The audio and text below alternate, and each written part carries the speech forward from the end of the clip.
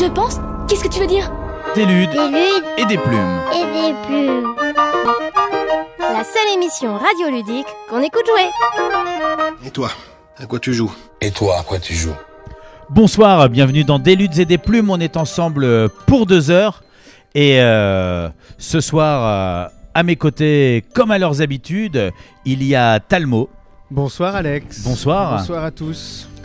Donc Talmo, ce soir, tu vas encore nous parler d'un sujet en rapport avec l'invité. Ouais, je vais vous faire travailler. On va décliner le jeu des papates sur d'autres thèmes. Et puis on va aussi demander à l'invité s'il est passé par d'autres thèmes avant, parce que moi j'étais très curieux de savoir ça. Effectivement, parce que les papates, un jeu d'empreintes d'animaux. Des animaux de la savane. C'est ça. Et toi, tu voudrais le décliner en plein d'autres choses. Ah ben moi ça m'a donné une foule d'idées, donc je vais vous les soumettre et puis on va les travailler un petit peu. Parfait, j'ai hâte d'entendre ça. Il y a aussi Yann. Toujours fidèle à son poste, mon cher Alex. Toujours, exactement. Sauf que ce soir, tu n'as pas de jeu à présenter parce que la place de présentation de jeu a été volée par quelqu'un d'autre. Ouais, on a tiré au sort et puis c'est toi qui as gagné pour C'est cette vrai. fois-ci. On a dû faire un bras de fer ou des trucs comme ça, quoi. Ouais, bien physique. on aime bien Parce que sinon, je suis pas sûr de gagner. Mais quand c'est bien physique, je suis sûr. Non, mais c'est toujours un plaisir de t'accompagner et d'être présent. Mais merci, j'espère bien. J'espère bien. Et il y a Damien. Bonsoir. Damien à la technique. Bonsoir Damien. Ça va très bien pour ma part. Oui. On commence à bidouiller de plus en plus de choses et je pense d'ici la fin de l'année, il manque plus que le bouton on-off à trouver et je connaîtrai ma console par cœur.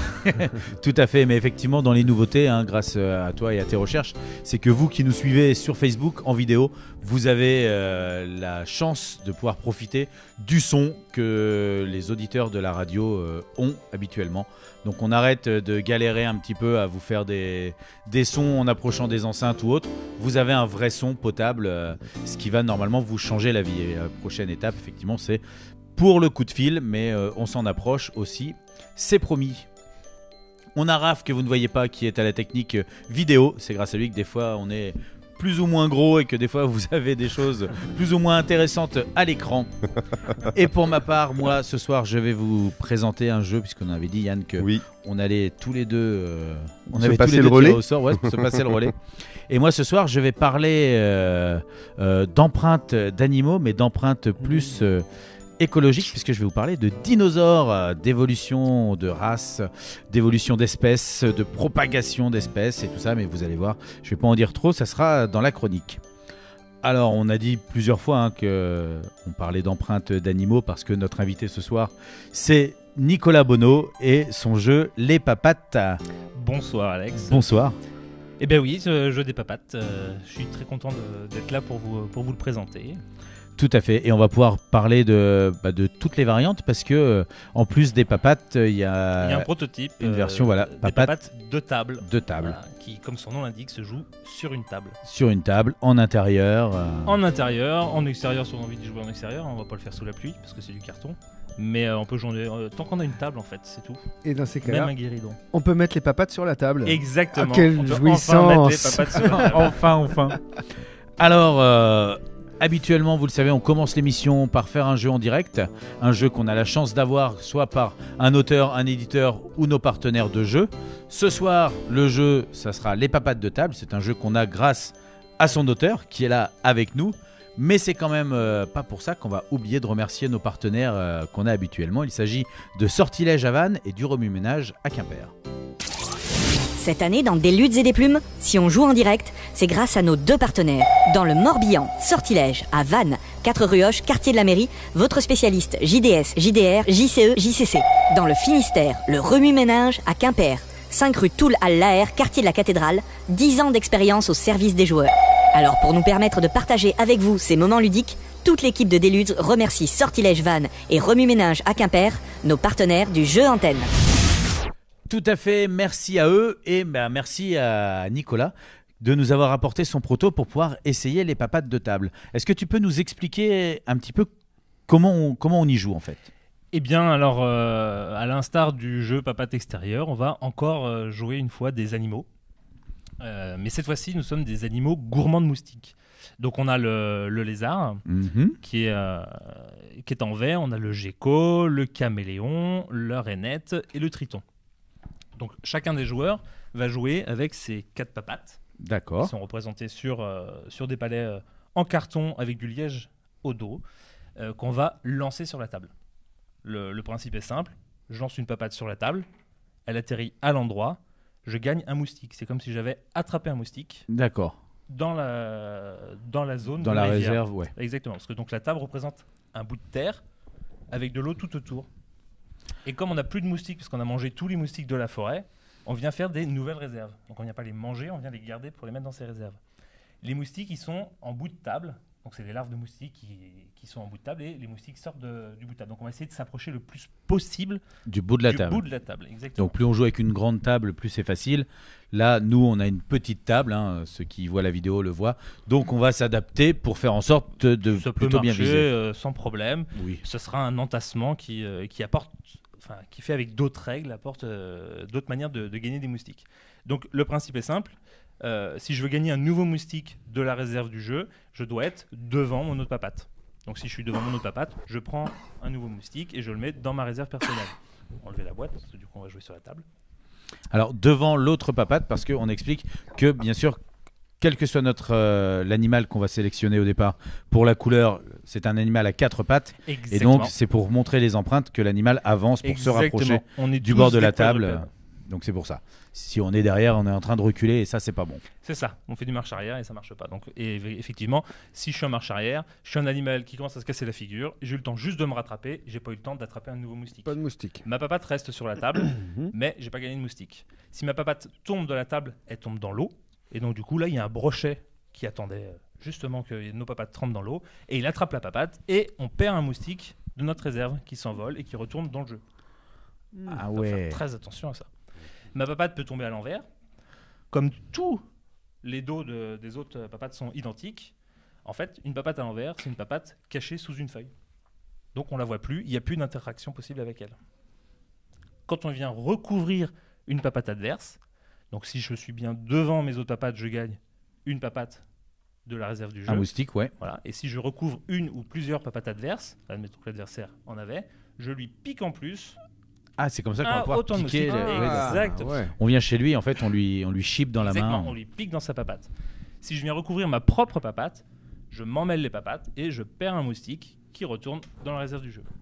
D'accord. Tout est une histoire de moustiques qui s'envolent, qui retournent au jeu, qui reviennent dans nos réserves, jusqu'à ce qu'on ait tous nos moustiques quand la réserve est vide. Alors, ça, c'est la version donc, à laquelle on va jouer les papates de table, Oui. qui se joue en intérieur, enfin qui peut se jouer sur une table, un petit peu partout. Et on va parler tout à l'heure de ton jeu, les papates, qui est une version plus, on va dire, plus massif, plus imposante ça, du en jeu. bois, Et pour ceux qui ont la chance de nous regarder en vidéo, donc forcément vous avez des images, vous pouvez vous visualiser, vous rendre compte. Pour ceux qui nous écoutent simplement à la radio, donc les papates, c'est on va dire, ça a la taille d'un sous-boc. Pour celle-ci, pour les papates de table. Oui, voilà. Et c'est un jeu d'adresse, donc un jeu de lancer, comme on pourrait retrouver dans différents jeux de lancer, comme le palais ou autre. Exactement. Il va falloir simplement essayer de s'approcher le plus près possible d'une cible.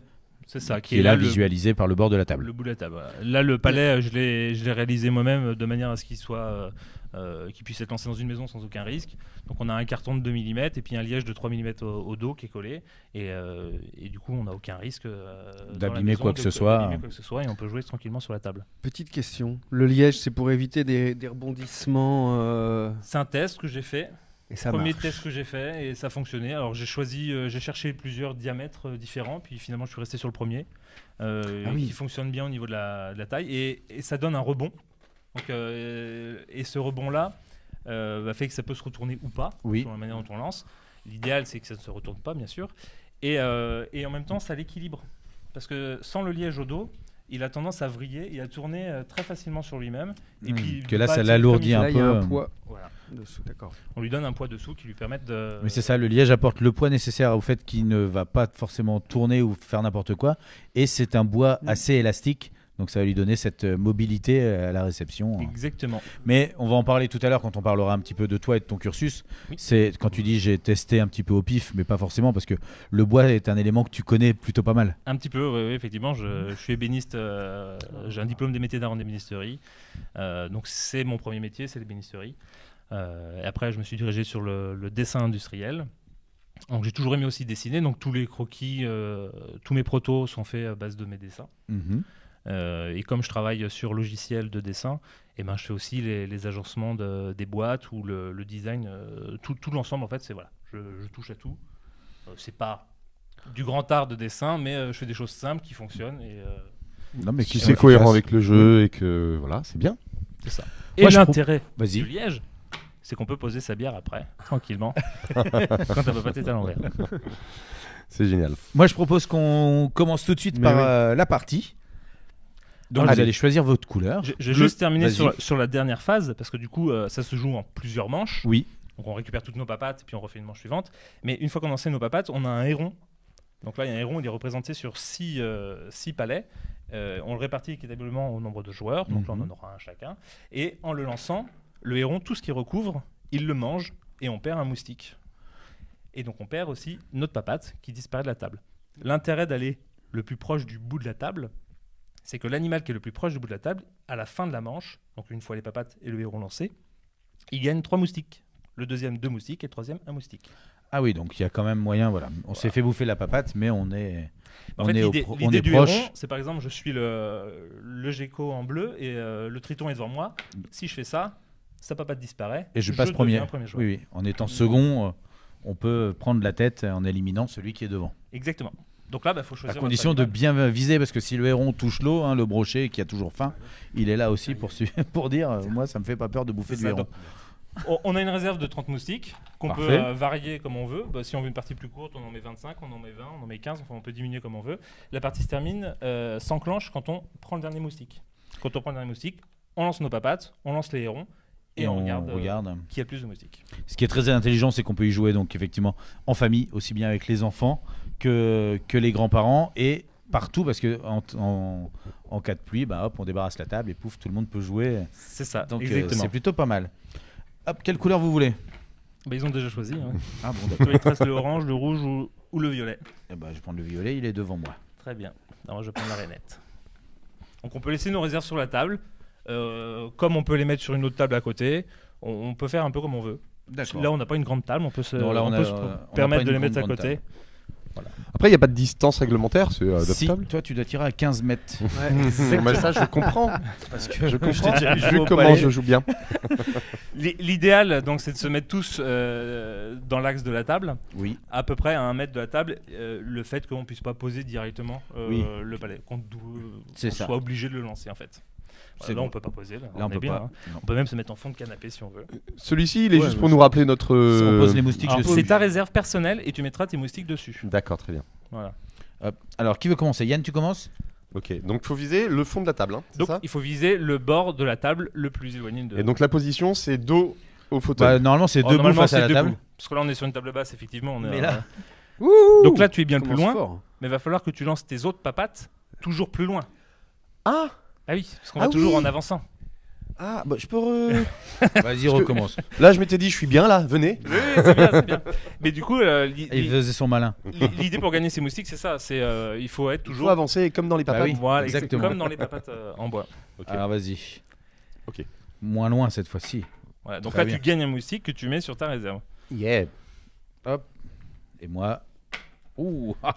Tu gagnes Je gagne un moustique que aussi. que tu mets sur ta réserve. Et tout l'intérêt Je suis de déjà pouvoir pas mal loin. sur la recouvrir table. les autres papates, c'est que moi j'essaye, mais j'ai pas réussi. Donc c'est de gagner un moustique Oui, en lui volant. et je lui aurais volé un moustique si j'étais dessus. Exactement. Donc j'aurais gagné 2 moustiques d'un coup. Ah, donc toi, tu gagnes un moustique. Pas mal, un moustique aussi. Et donc l'avancée se fait vraiment dans l'axe de la table. C'est-à-dire plus je suis proche de, enfin faut vraiment aller de plus en Oui, plus oui. proche. Voilà. Bon après il y a des axes très sympathiques. À l'envers. Ah, ta papate Et il se passe rien. Il se passe rien. Elle est cachée sous une feuille, on peut plus interagir avec. C'est ça, même si on monte dessus. Ah, voilà. Donc c'est pas intéressant parce que tu gagnes pas de moustique, Non. mais d'un autre côté, Mm. on peut plus te recouvrir et t'en piquer. C'est pas Et mal. elle est bien devant Parce que l'autre. Donc vous pouvez me recouvrir ma première papate quand même. On peut quand Oui. même la recouvrir. Ouais. Oui, Bah, donc on je gagne suis pas de comme- moustique parce qu'on n'est pas devant les nôtres, regarde, Ah, d'accord. mais on t'en pique une. comme ça. Ah, Eh ben non. non. Aucune J'ai interaction. recouvert ta papate Oui. avec la mienne, mais elle s'est retournée. Elle s'est oui. retournée. Pas de Donc Donc, en on fait, se j'ai eu rien. peur et je me suis caché sous une feuille aussi. Donc là, Ouh, je gagne joli. un moustique de rivière, Oui. Parce que je Et suis un bien moustique du devant. joueur violet Et je qui pique s'est bien fait avoir. un moustique au joueur C'est qui le violet Je ne C'est sais toi. pas. Je crois que Ah bah c'est c'est moi. D'accord. Et Parce qu'on les voit pas toutes, elles sont à l'envers. Alors, mais... Je si savais on que j'étais recouvre violet. le tas là des deux à la fois. Eh bien alors, on va piquer un moustique au orange et on va piquer un moustique au violet. Alors D'accord. effectivement, le violet on a plus. Mais dis pas, il a Ah pas ouais, vu. je pas. vais tenter le coup. moi. C'est trop tentant ça, de savoir ça. Ah, Tac. non. Ça c'est pas joué à grand chose. Non. Recouvrir, ça peut être même juste 1 millimètre. Hein. Hmm. Même si on recouvre Alors est-ce que t'es devant ta Non, je suis papate derrière. Et là, je viens de taper sur un orange. Exactement. Donc tu n'es pas devant. Quand on regarde dans l'axe de la Dans table. mon axe, je Dans suis ton axe, devant. ça marche bien, c'est vrai. hein, Ouais. J'ai pas tilté le. Sachant que je pars de loin à niveau handicap lancé, les gens savent que je suis un Donc très mauvais tu gagnes lanceur. quand même un moustique. Enfin, et après, si on considère que tu es dans l'axe de Allez. ta table, tu peux en avoir un, On va effectivement. considérer qu'il est dans l'axe. Mais du coup, Ouais. tu me piques un moustique. On va tous jouer dans notre axe. Et là, Oui. si je compte bien sur la table, ça me fait penser un petit peu à Une nuit en enfer. Parce que je vois 7 geckos. Quel personnage de Georges Clooney. Oui, oui. Pour ceux qui ne sauraient pas. À toi Yann.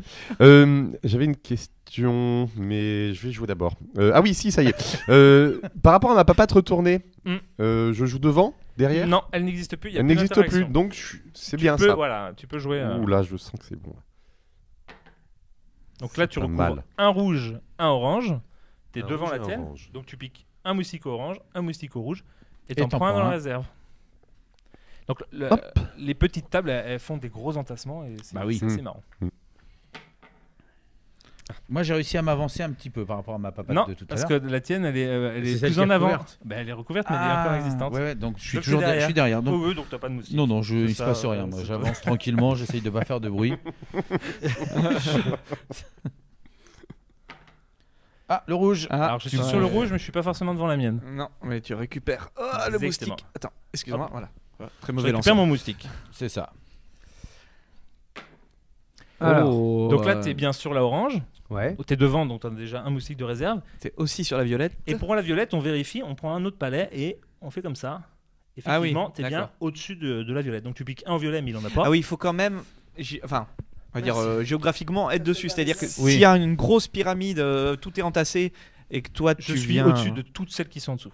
Mais voilà, mais celle qui est sur le bord de la pyramide Non. parce qu'elle est au-dessus de au-dessus de au-dessus, Non, si elle n'est pas sous la tienne vraiment, ça compte Exactement, pas. il faut qu'elle soit dessous la D'accord, c'est pas le dernier qui joue en fait sur le tas qui Non. va tout rafler quoi. C'est tienne. Exactement. Et si. Donc là, tu m'en piques un. C'est ça. Exactement. Si elles sont toutes Bien. dessus par le bord. se retourne. Donc là, tu es Donc, toujours devant les tiennes, donc tu peux voilà, récupérer je un moustique, un moustique. tranquillement. Donc là, t'es Moi, je me mange ma Derrière. papate. sur une à toi, t'en piques une au vert. Hmm. Alors, c'est là où est-ce que t'as piqué au vert avant d'en perdre une? Et j'en perds une, c'est ça? Parce que je me suis fait un croche-papate. Tu te fais un ouais, c'est pas un croche-papate, mais Non. tu t'en mêles les papates, effectivement. On Hop. peut considérer que c'est un croche-papate. Donc je Mais le si perds. tu t'étais fait le croche-papate avant le. Ça, c'est pas une règle définie. Ah oui, Enfin, c'est pour c'est ça un que point proto. important. C'est pour ça que c'est un proto. Absolument. On pourrait peut-être considérer qu'il commence par faire celle qui est la plus loin de la table et après l'autre, ou l'inverse. Ça, c'est pas. C'est à définir. Ça, moi, garde le moustique, comme ça t'en fera un comme ça. Non, non, moi je joue le jeu. Hein, c'est... Après, on a le droit de dire que les protos marchent pas quand on perd. hein. Exactement, oui, tout à fait. Garde. En Ah oui. plus, t'es venu me voler mon moustique que tu m'as dit de garder. C'est pour ça que je t'avais dit de le garder. C'était pour voir te C'est moustique. parfait. Donc je suis devant la mienne, mais je suis pas sur la bleue. Donc j'ai un moustique de la réserve et je pique un moustique au violet. Faites vos malins parce que là, vous avez pas encore vu le Par héron. contre, Yann, faut que tu me Ah. donnes un moustique. Eh, mais c'est hyper Ah, chaud moi, pardon. pour aller devant la mienne là-bas. Bah Si oui, je vais effectivement. devant, je tombe. Donc là, l'intérêt de jouer, c'est pas forcément d'aller devant la tienne, parce que D'accord. t'es déjà, Devant, tu gagnes t'es avec déjà un le premier, moustique. mais c'est de recouvrir le Je maximum de vais papates. quand même essayer de faire les deux en recouvrant Yann là-bas et en m'avançant très très légèrement pour C'est tout à fait doubler. possible. Oui. Ah, t'es tombé dans l'eau. T'es tombé dans l'eau, il y a un Ouais. brochet qui te bouffe ta papate et tu perds un moustique de ta réserve. Et Ah, du zut. coup, tu vois, toi, t'étais quelle couleur? T'étais vert? Vert. Et ben, du coup, comme il t'entraîne, tous les verts sont partis de la table parce qu'il a bouffé toute ta grenouille. Non, non, Le il attrape brochet. qu'une seule papate. Ah, Qu'une seule t'as de papate. la chance, t'as de la Ouais, chance. ouais, ouais. Pendant qu'ils se disputent sur ce point de règle, j'ai lancé ma dernière papate tout au bout de la table. Exactement. T'es très proche du bord de la table, parce que du coup, il va falloir définir quand même un bord de table. Bah oui. Moi, il est là-bas au Ouais, fond. il est là-bas. tu bouffes Donc, le orange. T'es loin du Ouais. bord de table Ouais. dans ces cas-là. Tu bouffes le orange. Et donc là, comme on est, nous sommes 5 joueurs, donc on aura un morceau de héron chacun. Parfait. Et avec ce héron, on va essayer d'éliminer les papates adverses. C'est En que celle qui recouvrant. touche ou s'il recouvre. Pareil, recouvert. Un tas. Ça veut dire qu'on peut supprimer 10 papates d'un coup si on nickel. veut. Ah ouais. Nickel. Ça, Ok. j'aime. Je fais jouer dernier, moi. On les enlève au fur et à mesure. On les enlève au fur et à D'accord. mesure. Ouais. Comme ça, on est sûr de ce qu'il y a en Je jeu. me suis éliminé. Donc là, il y a une papate rouge, une papate bleue et une papate orange. Donc ça fait un rouge, un orange et un bleu qui remettent un moustique dans Voilà. dans Et la qui réserve. ne joueront plus jamais avec ces papates-là. Enfin, je vous le dis parce que ça n'avait pas l'air clair pour vous. C'est définitivement des sous-blocs. Regarde. Tac. Donc là, il se passe rien. T'as retourné une papate, donc elle a disparu. Elle est plus dans le jeu, mais tu ne recouvres pas une papate. Non, moi j'ai toujours eu alors. énormément de chance moi, au jeu de lancer, j'adore. Quand même quand j'arrive à les toucher finalement, hop, ils vont se planquer c'est sous les feuilles. On t'avait vu venir, gros héron. Donc là, moi, j'ai recouvert une de mes papates. Voilà. Donc ça fait bleu, violet. Mais on avait dit que quand on n'a pas de moustique, on n'est pas éliminé par le héron. Ah si, il est mangé pareil. Bon, mais il d'accord. perd pas de moustique. Donc le violet, le bleu, et là le orange et un violet en dessous encore. Donc tout ça, ça disparaît. Alors on est sur une petite table, effectivement, ça part très vite. Oui, Donc, mais c'est l'orange normal. redonne un moustique. Non mais du coup, en fait, il va plus rester de moustique. Non, je le perds et Ah, ça tu le retourne dans le perds. jeu. Ah oui, d'accord. Ça retourne pas. Toi aussi, tu en Et perds un. voilà, moi je Voilà. perds aussi mon moustique alors. Exactement. Donc là, le rouge, j'ai plus de moustique. T'as plus de moustique non plus. Non, j'ai plus de moustique. Ah bah non plus. voilà. Le rouge Le rouge et et l'orange perdent un moustique et perdent leur papate. Et alors, qu'est-ce qui reste Talmo, t'as un moustique, Yann? Est-ce que tu as un moustique? Oui, moi j'ai Il en encore a 3. 3 moustiques. Et Nicolas et Alex, vous avez plus Non, de moustique? nous, on a Non, plus plus de de moustique. moustique. 3 moustiques pour Yann, donc il faudrait que je chope 3 bleus d'un coup. Eh bien, écoute, je vais bleu d'un coup.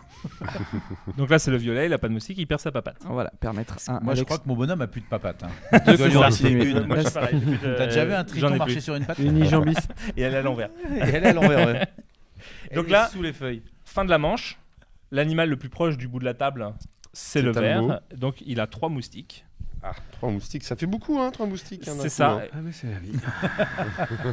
Quand on en a pas, on se dit oh, quand même 3. Le deuxième, du coup, c'est le caméléon qui a 2 moustiques. Ah oui. Et là, d'un coup, je me souviens que je jouais dans le même sens que vous, en fait. Voilà.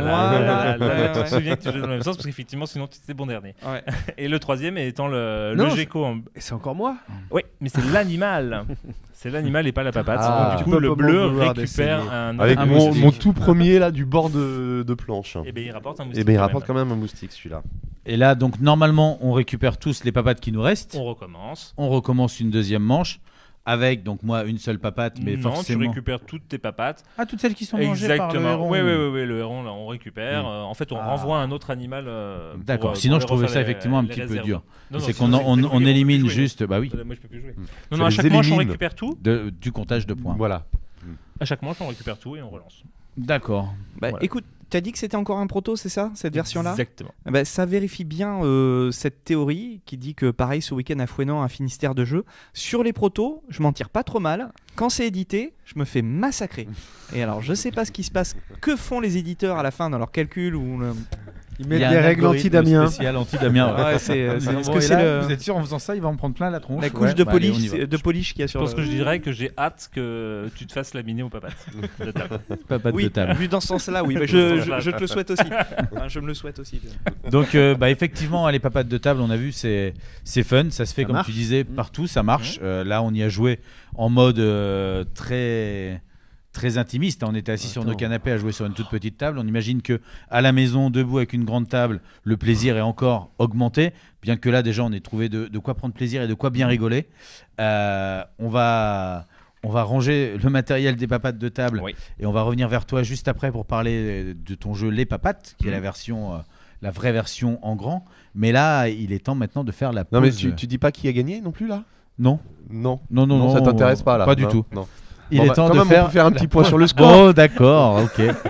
Effectivement. J'ai essayé, hein, t'as vu de. Je viens de lui faire croire que j'avais un moustique de plus que lui. Il s'est offusqué. Mais oui. En plus, c'est totalement Donc, faux. j'ai eu mal au quatre ventre. moustiques. Yann, J'en ai 2 quatre. moustiques. Non. Talmo, D'ailleurs, je 4 moustiques. Donc 4 moustiques pour Talmo et moi. Ah, vous Et êtes à Damien égalité. On est Et à Damien égalité. Toi, t'as du moustique Moi j'ai 5 moustiques. C'est pas. Ouais, 3 et 2 que j'avais déjà remis dans la boîte tout à l'heure. En pensant que le jeu était fini. Ouais, C'est voilà, ça, j'avais Et commencé la à ranger. règle d'égalité, en cas d'égalité, Dit que c'est chaque le second joueur qui gagne. en égalité se mettent en bout de table tous les deux, 3 ou 4 ou 5 joueurs si on est tous vraiment à égalité, et on lance en même temps en bout de table. Celui qui est le plus proche du bout de table gagne la partie, tout simplement. Bah allez-y alors. Un dernier lancé. Comme ça, on lance la musique en ayant vraiment départagé. On enlève Dernier tout. lancé. On est une seule de vos papates. De quel bout de table on parle aussi, Bah, on c'est parle important. du bout de table. Voilà, du vous êtes fond de pas table. pareil, proche vous de êtes ce bord-là. Ok. En diagonale tous les deux. Ok. Allez, Talmo, à toi l'honneur. Non, au top, on lance en même temps. En même temps. Un. Au top. 2, 2 et 3 top. top. Et Ah, donc voilà. c'est Talmo qui l'emporte puisque toi t'es tombé dans la rivière. Et Largement. Moi, j'ai fait Bouffé un par grand le plongeon. brochet. Du coup t'es content d'avoir compté les points. Et comme disait Richard Gottener, qu'est-ce qu'il mange? Le brochet, il mange le moustique. Salut, c'est la voix off de Deludes. Si vous m'entendez, c'est que vous êtes en train de suivre le live Facebook de l'enregistrement de cette nouvelle émission de Deludes et des plumes. Mais si vous m'entendez, c'est surtout parce que je sers de cache-écran. Alors un cache-écran, Kezako, eh bien en radio, c'est un élément sonore qui vient littéralement masquer un autre élément sonore. Un exemple, vous écoutez votre station préférée et d'un coup vous entendez une pub pour le commerce juste en bas de chez vous. Alors peut-être que vous, ça vous intéresse, mais pas forcément l'auditeur d'une autre ville, d'un autre département ou d'une autre région. Eux, à la place, ils entendront une chanson. C'est ce qu'on fait ce soir, mais dans l'autre sens. Quand vous écouterez l'émission à la radio, à la place de ma voix, vous aurez une chanson. Mais ce soir, pour des raisons de droit d'auteur et pour ne pas que Facebook nous coupe la vidéo en direct, eh bien, il y a ce cache-écran qui sert quand même à vous fournir quelques informations. Par exemple, là, je peux vous dire que dans quelques secondes, l'émission va reprendre avec l'interview de notre invité. Alors, n'hésitez pas à poser vos questions en direct sur le live Facebook et nous, on se fera un plaisir de les transmettre à notre invité et de les lire à l'antenne. Allez, ça repart dans 3, 2, 1. Et c'était Le Moustique par Richard Gottener. Des luttes et des plumes, chaque deuxième et quatrième lundi du mois, 20h, 22h, c'est 2 émissions pour le prix d'une. Une première émission inédite à la radio sur Plume FM 102.1 et www.plumefm.net. Une deuxième émission enregistrée en direct à retrouver en live sur Facebook. Toujours dans des luttes et des plumes, on vient de terminer notre partie de jeu en direct. On a joué au prototype Les Papates de table, proposé par Nicolas Bonneau, qui nous accompagne dans l'émission aujourd'hui. Et là, donc, c'est la version prototype de ton jeu, on va dire, de base, qui est Les Papates. Mon premier jeu. Ton premier jeu. Un jeu d'adresse et de lancer également, mais cette fois-ci en version un petit peu plus extérieure, Voilà, parce qu'il faut extérieur. un peu plus de place. Avant de parler de ton jeu Les Papates, justement, d'expliquer le principe, d'expliquer comment tu as réussi à l'éditer, tout ça, est-ce que tu peux nous parler de ton cursus? Parce que on l'a dit tout à l'heure, tu as un parcours à la base D'ébénisterie. d'ébénisterie. Je Ça. sais, Ébéniste. ébéniste, j'allais dire, mais j'étais un peu paumé. Non, ça marche. Et comment on en arrive de ce monde, en étant ébéniste, à passer en tant qu'auteur de jeu? Alors, ébéniste, parce que c'est une passion, enfin depuis tout petit. Le bois est une c'est passion. Le métier voilà, j'ai un grand-père qui travaillait le bois sans être ébéniste, un père qui travaillait le bois sans être ébéniste, un oncle qui était ébéniste. Donc, voilà, le bois m'a attiré très, très rapidement. Donc, j'en ai fait mes études. Je suis poussé jusqu'en ébénisterie d'art, en bac plus 2. Parce que d'avoir des diplômes plus élevés, ça permet d'avoir des salaires plus élevés après. C'est tout court, mais c'est vrai. C'est vrai. Et puis parce que ça me plaît. Comment j'en suis arrivé là? Donc j'ai bossé 2 ans ou 3 ans en tant qu'ébéniste, et puis après j'ai changé un peu de branche, tout en restant dans la menuiserie et l'agencement. Je me suis mis dessinateur. Donc, pour des entreprises, en tant qu'en bureau d'études, mais une entreprise de menuiserie et d'ébénisterie. Et au sein du bureau d'études, j'ai travaillé pendant 10 ans dans une entreprise en tant que dessinateur, parce que j'ai toujours aimé dessiner aussi. J'ai un de mes collègues qui s'est amusé à inventer des jeux en bois extérieur, à base de dés, histoire de pirates et autres. Ludovic, pour le nommer. Qui m'a un jour, donc on était en bureau tous les deux, et il me fait écoute, j'ai plein d'idées de jeux, si tu veux, j'en ai tellement, je peux pas toutes les développer, je te donne une idée. Je vois juste des animaux marcher vers la rivière, t'en fais ce que tu veux. Voilà, je crois que la semaine d'après, je devais commencer à usiner les premiers palets. J'avais les premières empreintes. La règle du jeu, elle a évolué parce que c'était en 2016. Ouais. Ça devait être en 2016, juin 2016, quelque chose comme ça. Donc la règle, elle a évolué au fur et à mesure. Et c'en est devenu un jeu qui fonctionne aujourd'hui. Les règles sont plutôt nettes, elles sont simples. Et ça fonctionne auprès de tout le monde. Donc ça, c'est plutôt cool. Et toi, donc, avant d'avoir envie d'exploiter cette idée de jeu, est-ce que tu étais déjà joueur en fait? Parce que c'est pas le tout d'arriver de se dire j'aime le dessin, j'aime Alors j'étais joueur. Le bois, mais j'ai un grand frère qui a fait partie de beaucoup d'associations ludothèques depuis pas mal d'années. Le jeu de société n'était pas non plus très très évolué.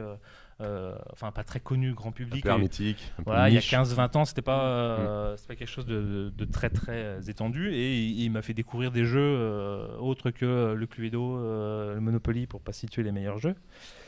Donc du coup j'avais commencé à découvrir quand même des jeux différents. Ludique, oui, voilà.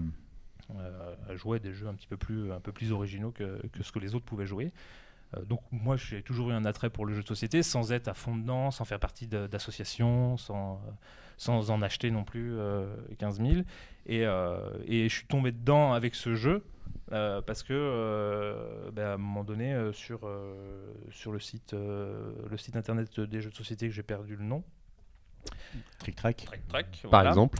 Ils annonçaient qu'il y avait un concours de jeux en bois d'adresse pour faire le futur Molki. Là, ils faisaient un concours au Québec, à Montréal. Et ils demandaient des gens, ils demandaient à ce qu'on vienne proposer des prototypes de jeux. Comme je fais partie d'une troupe de théâtre d'improvisation depuis déjà plus de 10 ans, je connais beaucoup les Québécois. Et j'ai des Québécois qui ont pris mon jeu, des Français qui ont pris mon jeu, qui l'ont emmené au Québec. Et j'ai des Français qui étaient là-bas, qui font du théâtre d'improvisation, qui l'ont présenté lors du concours. J'ai gagné le concours prix public, prix jury. Et il y a des Québécois qui me l'ont ramené quand ils ont fait leur tournée d'improvisation théâtrale. Donc le jeu a commencé comme ça à rentrer dans le monde ludique. En gagnant un prix. Ouais, mais c'est une sacrée expérience pour un jeu quand même de faire déjà un petit bout du monde comme ça. C'est ça. Il est passé entre une dizaine de papates pour arriver là-bas. C'est à peu près ça l'histoire de ce jeu-là. Donc une fois que j'ai fait ça, je me suis dit, il a plu là-bas, il peut peut-être plaire ici. Et donc je l'ai amené à Valence l'année dernière, je l'ai amené à Toulouse. Il a plu énormément. Il a été joué par près de 200 personnes, je crois, sur Toulouse sur le week-end. Sur du bitume en plus, c'était pas du tout le terrain idéal, mais il a fait le travail. Et puis voilà, j'ai fait plusieurs festivals. Fouesnant, puisque nous on s'est rencontrés à Fouesnant l'année dernière. Exactement. Et c'est là que tu as vu que le jeu avait du potentiel, qu'il plaisait aux gens, qu'effectivement, en jeu d'extérieur, en jeu d'adresse, il apportait un renouveau par rapport à ce qu'on connaissait déjà, tout en étant dans la même veine, c'est-à-dire que ceux qui aiment, on va dire, les jeux de lancer ou classiques ne seront pas dépaysés, et ceux qui veulent un petit peu de changement, il y a suffisamment de nouveautés pour que ils soient contentés. Il amène une histoire. C'est ça, j'allais dire, il apporte une vraie thématisation par rapport aux autres jeux de lancer classiques. C'est ça, oui. En le créant, je me suis dit, tiens, mais en fait, je suis presque en train de faire un jeu de board game, enfin une histoire que je mets dehors. Plutôt que de jouer à un énième jeu où on va juste compter des points. Voilà, là on va se faire des croche-papates, on va lancer des bananes, on va faire des papates chassées, il y a des crocodiles qui viennent nous manger les papates. Voilà, il y a une histoire qui est très peut-être enfantine dans le fond, mais j'ai personnifié mes personnages, donc les animaux ont même leur prénom, ils ont... Il y a de l'humour aussi. Voilà, oui, bien sûr, c'est important. C'est important d'y mettre tout ça, oui. Je trouve le titre important, le nom, Papate, et ça évoque quelque chose de très chaleureux, assez enfantin aussi, on dit facilement, fais voir tes papates. Et voilà, le titre, en accord avec sa thématisation, comme tu disais Yann, ça donne un truc très chaleureux, très... voilà, très... Non, mais c'est ça qui est réussi. C'est le lien entre le thème et la mécanique. Très tout public, en fait. Oui. Ça veut dire qu'on n'est pas dans quelque chose qui parle pas ou peu.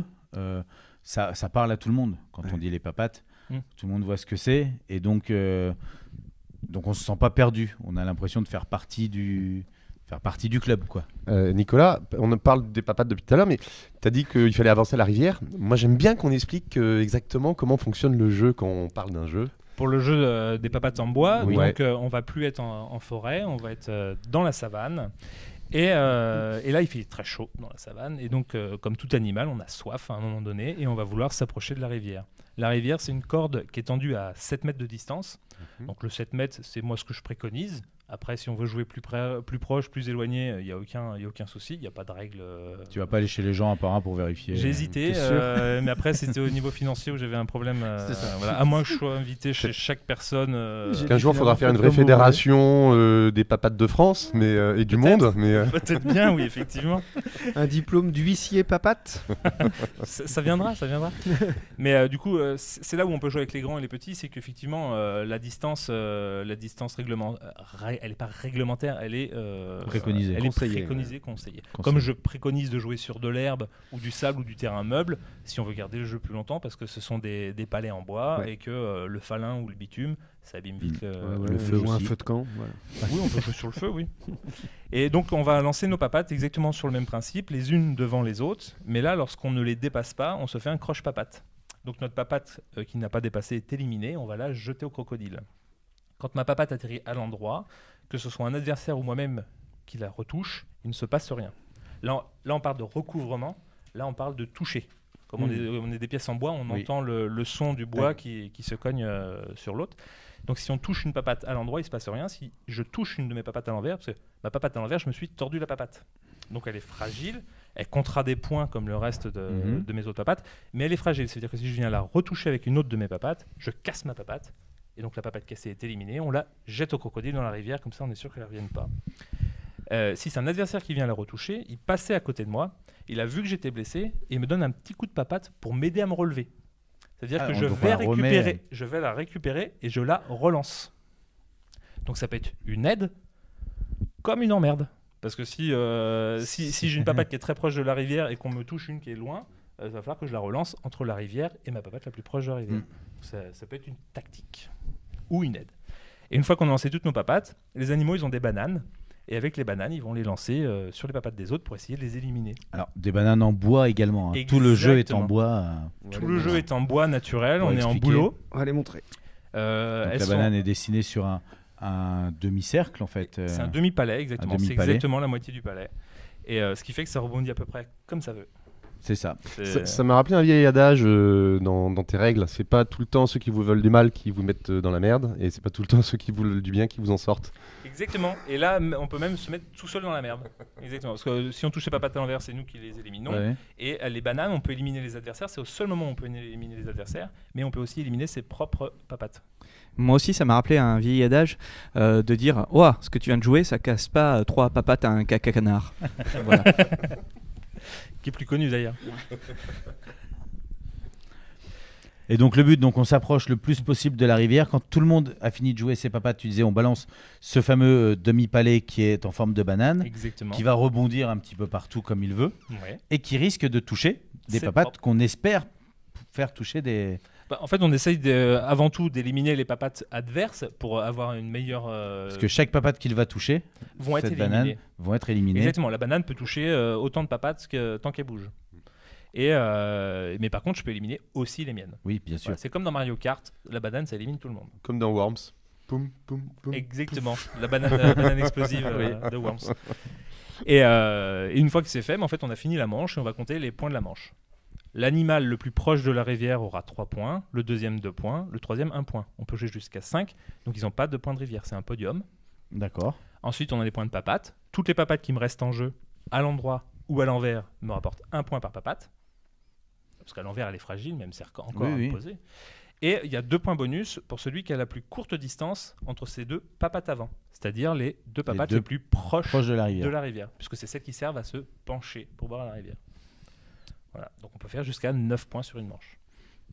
Le premier qui a 25 points gagne la partie. Donc effectivement, on voit qu'au niveau règles, on n'est pas loin de la version des papates de table avec juste quelques améliorations. Que ça permet de jouer, comme tu le disais, en extérieur à plus nombreux. On peut y jouer jusqu'à combien ? Eh bien, on peut y jouer jusqu'à 5 aujourd'hui.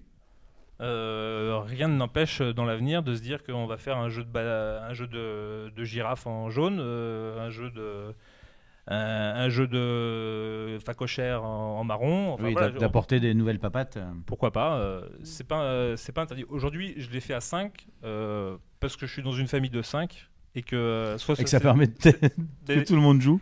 Alors, je viens d'une famille de 5. J'ai que 2 enfants, donc on est une famille de 4. Mais étant enfant, il y avait toujours des jeux à 4, mais pas forcément à 5. Donc, pourquoi limiter à 4 et si je joue à 6, ça faisait un peu plus de bois à mettre dedans, donc c'est un peu plus compliqué. Moi, j'ai une question, Nicolas. Et je pense que c'est un bon argument aussi pour les personnes qui sont susceptibles d'en faire l'acquisition. C'est un jeu que des enfants peuvent jouer sans avoir forcément besoin d'adultes pour les chaperonner. Tout à fait. Hein, mais c'est important, ça, je pense, parce qu'il y a quand même des jeux où on a du mal à les laisser seuls, soit pour le compte des points, le respect du tour, etc. Et là, des jeux où ils sont vraiment autonomes du début à la fin de la partie, c'est pas si... Moi, je le préconise à partir de 6 ans.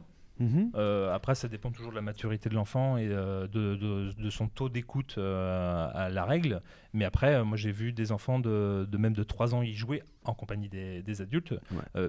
Mais juste à s'amuser à les lancer, c'est juste le plaisir de lancer, ça fonctionne toujours bien. Et effectivement, les règles... on a toujours l'impression que c'est un peu compliqué quand on les explique parce qu'on dit tout d'une traite. Mais au final, c'est 1 point par papate. Je suis premier, j'ai 3 points. Enfin, c'est pas très, oui, c'est ça. En fait, c'est très simple. Et puis, on compte les points une fois à la rigueur, la première fois avec eux. Après, ils ont bien compris. Ouais, voilà. Puis même, je fais confiance aux enfants pour réussir à s'approprier les règles, on va dire, plus que les détours. Oui, ils font des petites adaptations. Ils s'adaptent. Quand on voit les palets du jeu version extérieure, je dirais, est-ce que tu as choisi le boulot parce que justement c'est un arbre qui n'a pas un gros diamètre, comme ça tu as juste à trancher comme ça, tac, tac, tac, tac, tac, tac, il n'y a pas de perte, c'est plus facile, ça fait moins de sciures de partout. Ça fait moins de boulot. Ouais. Ça fait beaucoup moins de boulot. C'est plus facile à usiner parce qu'on prend tout le tronc en fait. Alors le boulot, pourquoi parce que c'est un bois qui est pas trop lourd, qui est pas trop léger et qui pourrit pas vite. Enfin, il tient bien à l'humidité. Contrairement à du chêne qui va facilement faire de la mousse et qui va faire aussi des éclats. Et puis là, le chêne, concrètement, si on veut faire des jeux en chêne là, pour les 100 prochaines années, c'est un peu grillé, quoi. C'est vrai, mais bon, on va pas aller le chercher sur la cathédrale. Il y aura de la charpente à reconstruire. Non, mais le bois, du coup, c'est du boulot. C'est exactement le même bois qu'on utilise pour faire des molkis. C'est exactement la même technique qu'on utilise pour l'empreinte sur les molkis, c'est-à-dire que c'est brûlé à chaud, donc c'est pressé, brûlé à chaud. L'empreinte, c'est une brûlure qui est sur la pièce de bois. Je sais pas pourquoi j'imagine le robot dans Star Wars quand dans le 3, dans le 4, ouais, quand il brûle le petit palais comme ça pour lui faire des papates. Et pour le rangement, est-ce qu'il n'aurait pas fallu un bois qu'on peut plier ? Tout à fait, ça aurait été très pratique. On a fait tout ce qu'on pouvait là. Alors, il y a beaucoup de noms de bois. Hein. J'ai une dernière question. C'est pas un jeu de mots sur les noms de bois, mais est-ce que c'est vrai, ça c'est une rumeur dont j'ai entendu parler sur internet. Attends, j'enlève mon oreillette parce qu'en fait, voilà, des détails techniques. J'écoute l'émission qui passe sur internet, donc j'ai le son en décalage. Bref. Ça me perturbe. Est-ce que c'est vrai cette rumeur qui dit que oui, t'as eu des diplômes dans le bois, tout ça et tout, mais que tu t'es vite dirigé vers le jeu de société parce que tu les aurais pas forcément eu, en tout cas tu voudrais pas trop qu'on soulève que tu as triché, notamment parce que tu as une queue d'aronde sur le bras pour pouvoir réussir ton examen, hein, tatoué sur le bras. C'est bien, niveau technique, tu connais le domaine. Oui, non, voilà, je suis menuisier béniste. Non, le tatouage est beaucoup c'est plus avant récent ou après? Ah oui, beaucoup plus récent. Ça, il a 2 ans, donc. D'accord. Il est arrivé après les diplômes. Oh, bien après les diplômes, bien après. Mais pour revenir aux papates, effectivement, et au fait qu'elles soient en bois, est-ce que se lancer dans un jeu en bois, en fabrication, c'est pas trop cher en fait, parce qu'on part tous sur du carton, on part tous sur du plastique, avec des techniques, on va dire, on est tous à l'économie. Et un jeu en bois avec des techniques, tu disais comme pour le molki, où les empreintes sont brûlées, pressées à chaud. Ça doit avoir un certain coût. Est-ce que du coup, ça donne pas un jeu trop cher ? Alors, moi, je me suis lancé du coup dans un financement participatif pour ce jeu parce que j'ai pas fait de démarchage non plus auprès d'éditeurs. J'ai pas eu d'éditeur jusque-là d'intéressé sur le jeu parce que c'est un jeu en bois et qu'effectivement le coût de fabrication est assez élevé. Donc, comme j'ai créé ma société il y a 1 an. Au sein de ma société, j'ai la possibilité de fabriquer et de vendre des jeux de société. Mais tu l'as pas créé pour ça? Non, je l'ai pas créé pour ça, mais comme je savais que j'avais ça de potentiel, je l'ai intégré dedans. Tu l'as intégré dedans. Exactement. J'ai intégré dans ma société le fait que je sois dessinateur industriel, que je sois ébéniste, je me fais un atelier chez moi. Tout ça, je suis comédien aussi professionnel, donc c'est aussi dans mes statuts de la société. Et donc avec ma société, je suis capable de répondre à plusieurs demandes. En essayant de ne pas tout mélanger. Ouais. C'est un peu compliqué des fois. Mais voilà votre jeu. Mais non, vous devez dire votre réplique. Ah merde. Bon, après, ceux qui me font plus vivre aujourd'hui, c'est le dessin industriel. Bien sûr. C'est là où je vais avoir plus de clientèle et on n'est pas sur les mêmes taux horaires qu'un auteur de jeu, par exemple. Mais voilà, donc l'idée c'était ça, j'ai lancé un financement participatif en novembre dernier, j'ai eu 170 commandes approximativement. Alors pour un financement participatif, ça paraît pas quelque chose d'énorme, mais mon jeu... Non mais à 1 000 € le pledge, c'était voilà. assez intéressant c'est finalement. Intéressant.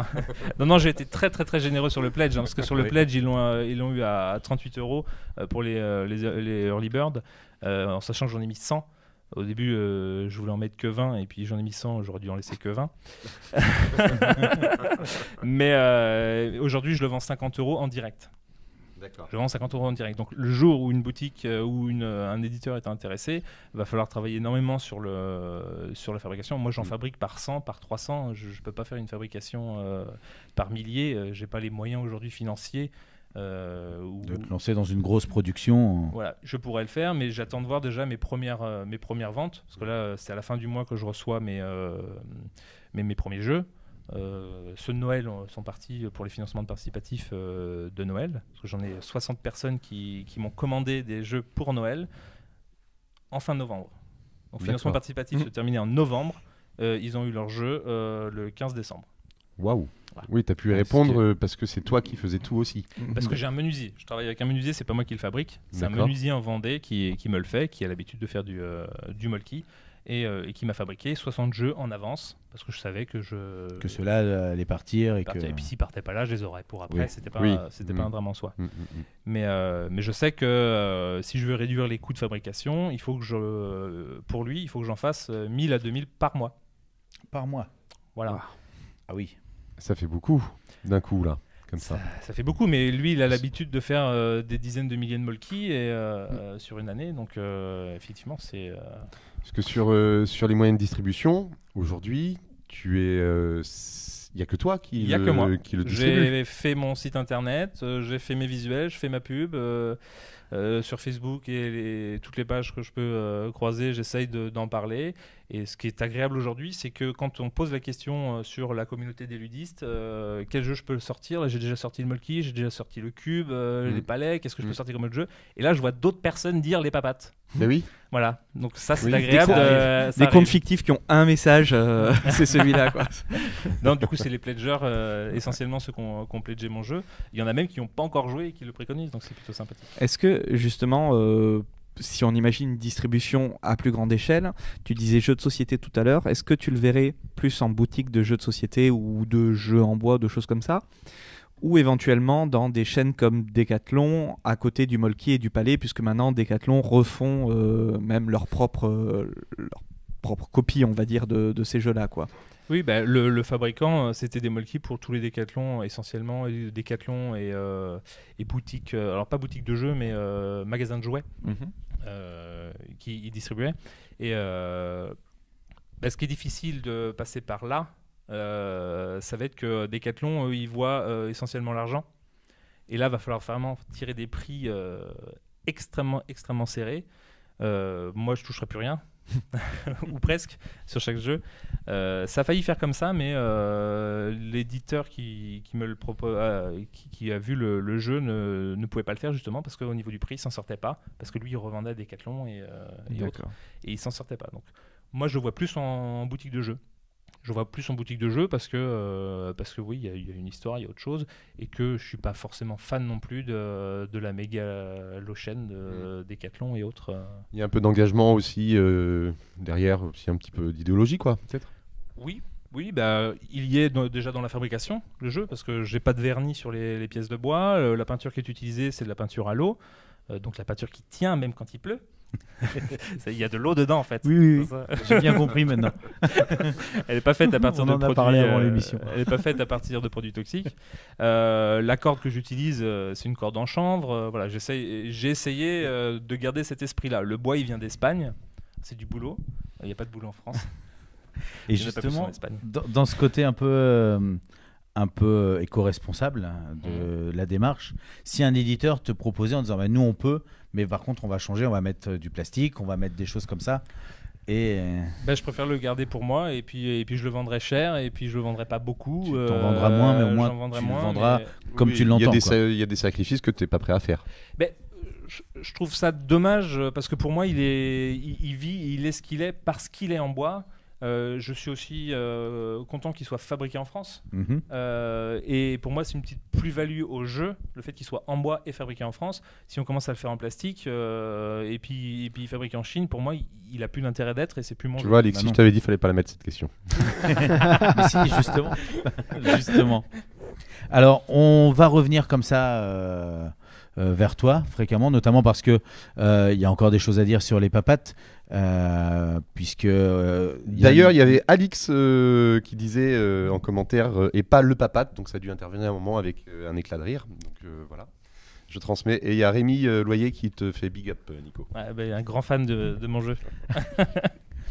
Mais donc oui, tu disais tout à l'heure qu'il y avait de l'humour aussi dans les papates, et effectivement, puisque les personnages que tu as dessinés sont très fun, et on va parler goodies, on va parler justement du participatif, du Kickstarter, comment ça s'est passé, et puis du futur, des prochaines idées, s'il y en a ou pas. Mais pour l'instant, malheureusement, il va être temps déjà de la deuxième pause musicale de l'émission. Mais heureusement aussi pour nos auditeurs. Exactement, tout à fait. Quand même. Et là, ce coup-ci, on va leur proposer de se détendre les oreilles avec Peter Gabriel, qui va nous introduire notre prochain sujet, qui sera le coup de fil sur le livre dont vous êtes le héros, avec la chanson Heroes. Salut, c'est encore la voix off de Deludes. Bon, vous avez compris le principe, hein. Les chansons, on n'a pas le droit de les diffuser pendant le live Facebook pour des raisons de droit d'auteur, mais ne vous inquiétez pas, elles seront bien à leur place dans l'émission lors des différentes diffusions radio de cette émission de Deludes et des Plumes. D'ici là, moi je vais continuer à vous distiller comme ça quelques informations utiles pour la suite de l'émission, ce qui va permettre à nos animateurs et nos invités de souffler un petit peu et de préparer la deuxième heure de Deludes avec, comme d'habitude, vos rubriques que sont le coup de fil, les présentations de jeux, les présentations d'univers et la suite de l'interview de nos invités. Tout ça, vous pouvez aussi le commenter en direct sur le live Facebook et nous, on se fera un plaisir de transmettre vos questions, de les lire à l'antenne et pourquoi pas, si on peut, d'y répondre. Faut bien qu'il y ait un avantage à ne pas avoir de chansons, on vous permet d'interagir dans l'émission en direct. Et puisqu'on parle du direct, je pense que tout le monde a largement fait sa pause et qu'il est temps de repartir dans l'émission dans 3, 2, 1.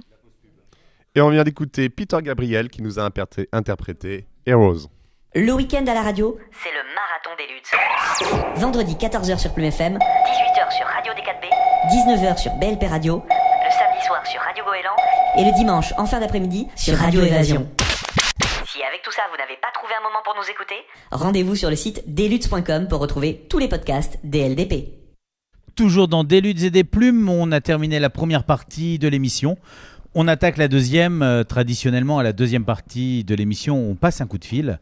Aujourd'hui, le coup de fil que l'on passe, c'est à Emmanuel Quérault, que vous pouvez connaître peut-être plus sous le pseudonyme de Manuro, qui est un scénariste de BD et notamment de BD dont on est le héros, qu'on retrouve chez Macaca Édition. Il a fait Les Larmes de Nua, il a fait Captive ou Le Grand Tournoi.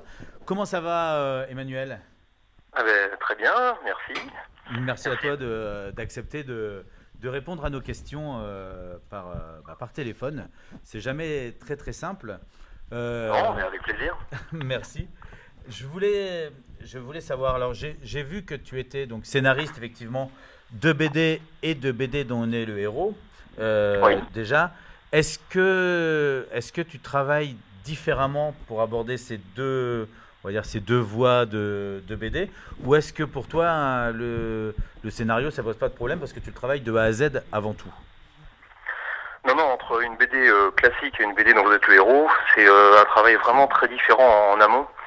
Car dans la BD dont vous êtes le héros, l'aspect jeu ludique est très important, aussi important que l'aspect scénaristique, littéraire. Ouais. Donc tous les paramètres du jeu qu'on veut mettre en avant, tout l'intérêt du jeu, il va falloir que l'histoire colle à ça. Donc on va toujours avoir cette idée en tête au moment de faire la structure. Donc il y a vraiment un gros travail de structure qui empêche toute improvisation pendant la scénarisation de la BD dont vous êtes le héros, pour que tout colle bien à la fin. Tandis qu'avec une BD classique, il y a quand même, comme tout un roman, comme une BD, il y a une part d'improvisation qui arrive, des nouvelles idées qui arrivent pendant l'écriture, et la BD, le scénario va évoluer même pendant le travail d'écriture. Je dirais que c'est la grande différence. D'accord. Et le temps passé, ça, du coup, c'est pas le même. Tu passes beaucoup plus de temps pour scénariser une BD dont on est le héros qu'une BD classique. Oui. Alors bien sûr, ça dépend du nombre de pages de l'album, mais si on prend des formats à peu près équivalents, oui, une BD classique, juste, scénario, dialogue, mise en scène, en travaillant bien d'arrache-pied, on peut mettre 4 mois en peu près, tandis que juste pour la partie scénario, bien sûr, pas graphique, et une BD dont vous êtes le héros, de taille moyenne, il faut plutôt compter 6 mois. D'accord, ouais, effectivement. Est-ce que ça t'est déjà arrivé de partir sur un scénario et sans savoir forcément sur qui allait travailler derrière au niveau illustration et de changer des choses parce que finalement avec l'illustrateur tu t'es dit là je peux me permettre d'autres choses? Au niveau de l'idée générale ou dans le détail du scénario? Peut-être dans le détail du scénario. Dans le détail du scénario, oui. Oui, ça peut arriver. En fait, ça dépend du dessinateur. Il y a des dessinateurs qui sont très impliqués, qui se sentent impliqués aussi dans le jeu, dans l'histoire, et c'est vraiment très sympa parce qu'ils vont avoir un œil critique. Et forcément, un deuxième rideau derrière, un deuxième coup d'œil va nous permettre de voir quelques failles ou des pistes à améliorer. Et effectivement, on va changer, pourquoi pas, même des pans du scénario entier dans ce cas-là. À l'inverse, avec un dessinateur qui va faire son travail de dessinateur, c'est-à-dire on lui donne le scénario et il dessine au fur et à mesure, mais qui va pas aller au-delà de ça, le scénario ne va pas trop être modifié par rapport à l'idée originale. D'accord. Alors, quand j'ai fait la présentation tout à l'heure, j'ai donné des titres sur lesquels tu avais travaillé, comme par exemple Les Larmes de Nuwa, Captive ou Le Grand Tournoi, et qui sont des titres assez différents dans l'ambiance en fait. Est-ce que c'est quelque chose qui te plaît de pouvoir partir dans, on va dire, dans ce que tu veux, d'un titre comme Captive qui est plus un huis clos un peu angoissant, et est-ce que t'aimes bien pouvoir tout explorer? Alors oui, alors mes premiers titres reflètent Captive, Les Larmes de Nuwa, reflètent vraiment mes préférences initiales, c'est-à-dire polar, un peu horrifique, la fantasy, c'est des domaines de littérature par exemple que j'aime beaucoup. Mais après, effectivement, en fonction aussi des dessinateurs qui m'ont été proposés, on est parti avec l'éditeur, on est parti sur des thèmes ou des idées vraiment différentes. Hocus Pocus par exemple c'est pour les enfants, Le Grand Tournoi plus adolescent, et effectivement, même si je n'avais pas eu l'idée au départ, ça m'a beaucoup plu de partir sur des champs, des domaines vraiment différents de ce que je connaissais habituellement. D'accord. Et quand tu pars sur quelque chose, on va dire, d'un peu plus mature, justement, comme dans Captive, est-ce que les éditeurs suivent facilement ou est-ce qu'ils émettent un peu plus de réserve en disant « Ah, t'es sûr qu'on va toucher du monde Pour l'éditeur Macaca Édition, qui est spécialiste des BD aux autres héros, effectivement, Captive, alors on était au début, c'était il y a 4-5 ans déjà, Captive, au début de la collection, Captive est surtout connu pour des BD et BD dans les héros, à la base plutôt jeunesse, grand public on va dire. Et c'est vrai que l'idée de Captive, ça a fait réfléchir. On s'est même dit on va mettre une licence interdite aux moins de 12 ans, c'était pas comment on appelle ça, ce n'était pas la lignée éditoriale de Macaca. Et en fait, ça a été, c'est un des grands succès des BD dans les héros, Captive, et donc on n'a pas regretté, ils n'ont pas regretté non plus ce choix de de changer de fusil d'épaule. Non, je me doute, mais c'est vrai qu'au départ, ça doit pas être simple de prendre la décision initiale. Une fois que ça marche, on est très content. Et nous, enfin moi, je sais qu'en tant que lecteur un peu plus mature, qui recherche des choses un petit peu moins enfantines, avoir ce genre d'éléments, c'est, enfin, pour moi, c'est vraiment un plus, quoi, de pouvoir. J'adore hein, faire du hocus pocus pour enfants parce que je prends du plaisir, mais de savoir que je peux aussi me tourner vers des choses qui me correspondent plus, c'est un plaisir autre. Je comprends parfaitement parce que au festival, alors que ce soit au festival de bande dessinée ou celui de Cannes, jeu de jeu où on s'est rencontrés, effectivement, beaucoup de gens viennent me voir en réclamant par exemple une suite à Captive ou m'ont parlé aussi de Magica Tenebrae qui est résolument adulte et c'est quelque chose effectivement qui est un peu rare dans la collection. Alors il faut aussi savoir que Captive, on a un dessinateur avec MC qui est un trait très réaliste. Et c'est ce qui permet de faire une histoire de polar comme ça. Je pense pas que ce serait possible avec tous les styles de dessin. Et donc c'est peut-être aussi la raison pour laquelle on n'a pas plus de titres dans cette gamme du genre de Captive. Même oui, si on a, il y a Sherlock Holmes aussi, ça c'est pas moi les scénaristes, mais qui va garder une ambiance plutôt réaliste, mais effectivement c'est un trait graphique assez particulier. Non mais c'est ça, oui, je pense que l'illustration aide aussi à servir l'histoire pour aller dans ce sens-là. Et pour revenir au boulot de scénariste, en fait, quand tu fais ton histoire, en fait, comment est-ce que tu arrives à gérer, on va dire, la difficulté pour faire en sorte que ce soit pas trop facile? Est-ce que dès le départ, tu penses à plusieurs ramifications ou est-ce que tu te dis, tant pis, j'y vais, puis on verra par la suite comment vont évoluer les choses ou les personnages, quoi? Non, dès le départ, il faut que justement l'arborescence, les ramifications, il faut que tout ça soit bien prévu dès le départ, parce que la difficulté, je parlais de la difficulté, c'est quelque chose de. Moi, j'ai plutôt tendance à faire des aventures assez difficiles, apparemment. Et il faut justement, c'est un bon dosage à faire, mais ces BD dont vous êtes le héros, leur grande qualité, c'est que elles ont une durée de vie intéressante à partir du moment où elles proposent un challenge aux joueurs, aux lecteurs-joueurs, et c'est pour ça qu'il faut mettre un certain niveau de difficulté. Pour cela, effectivement, il faut une arborescence qui soit pas forcément compliquée, mais qui impose aux joueurs de réussir quelques étapes, de trouver certains indices, certains objets, et en plus, dans Captive, puisqu'on en parlait, l'intérêt des relectures suite aux échecs est de reconstituer l'histoire qu'il y a autour, et ça, on peut pas le faire avec une seule lecture. Donc, le scénario est créé de façon à favoriser les joueurs qui vont tenter leur chance plusieurs fois pour arriver à la bonne fin. Et pour aimer inventer les histoires et les créer comme ça, est-ce que à la base t'es arrivé peut-être dans le monde du jeu, est-ce que t'es fan de jeux de rôle ou de choses comme ça? Oui, bien sûr. Les jeux de rôle, jeux de plateau, je suis tombé dedans il y a très longtemps. Et comme j'adore lire, évidemment, j'adore jouer les livres-jeux et les BD-jeux. Donc pour moi, naturellement, c'est devenu une passion et c'est peut-être pour ça que je m'investis surtout dans ce domaine littéraire. Mais effectivement, oui, des jeux, des exemples de jeux que j'adore, hein, que je joue, que je continue à pratiquer avec les amis, en famille, je pourrais en citer énormément. Ouais, t'es un joueur plutôt régulier. C'est bien de réussir à trouver le temps pour ça. Et pour revenir, alors, dans les BD dont on est le héros de la collection Macaca, par exemple, comme tu le disais, vous êtes plusieurs scénaristes à travailler là-dedans. Est-ce que toi, tu prends plaisir à lire, par exemple, les histoires créées par tes collègues pour essayer de trouver la logique ou de te dire, tiens, là, ça pourrait... Est-ce que vous faites des challenges comme ça en disant, je vais essayer de trouver le chemin le plus direct?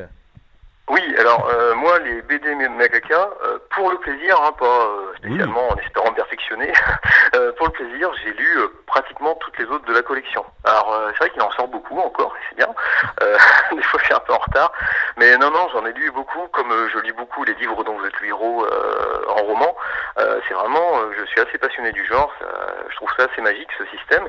Et effectivement, je l'ai fait aussi. Alors toutes me plaisent pas.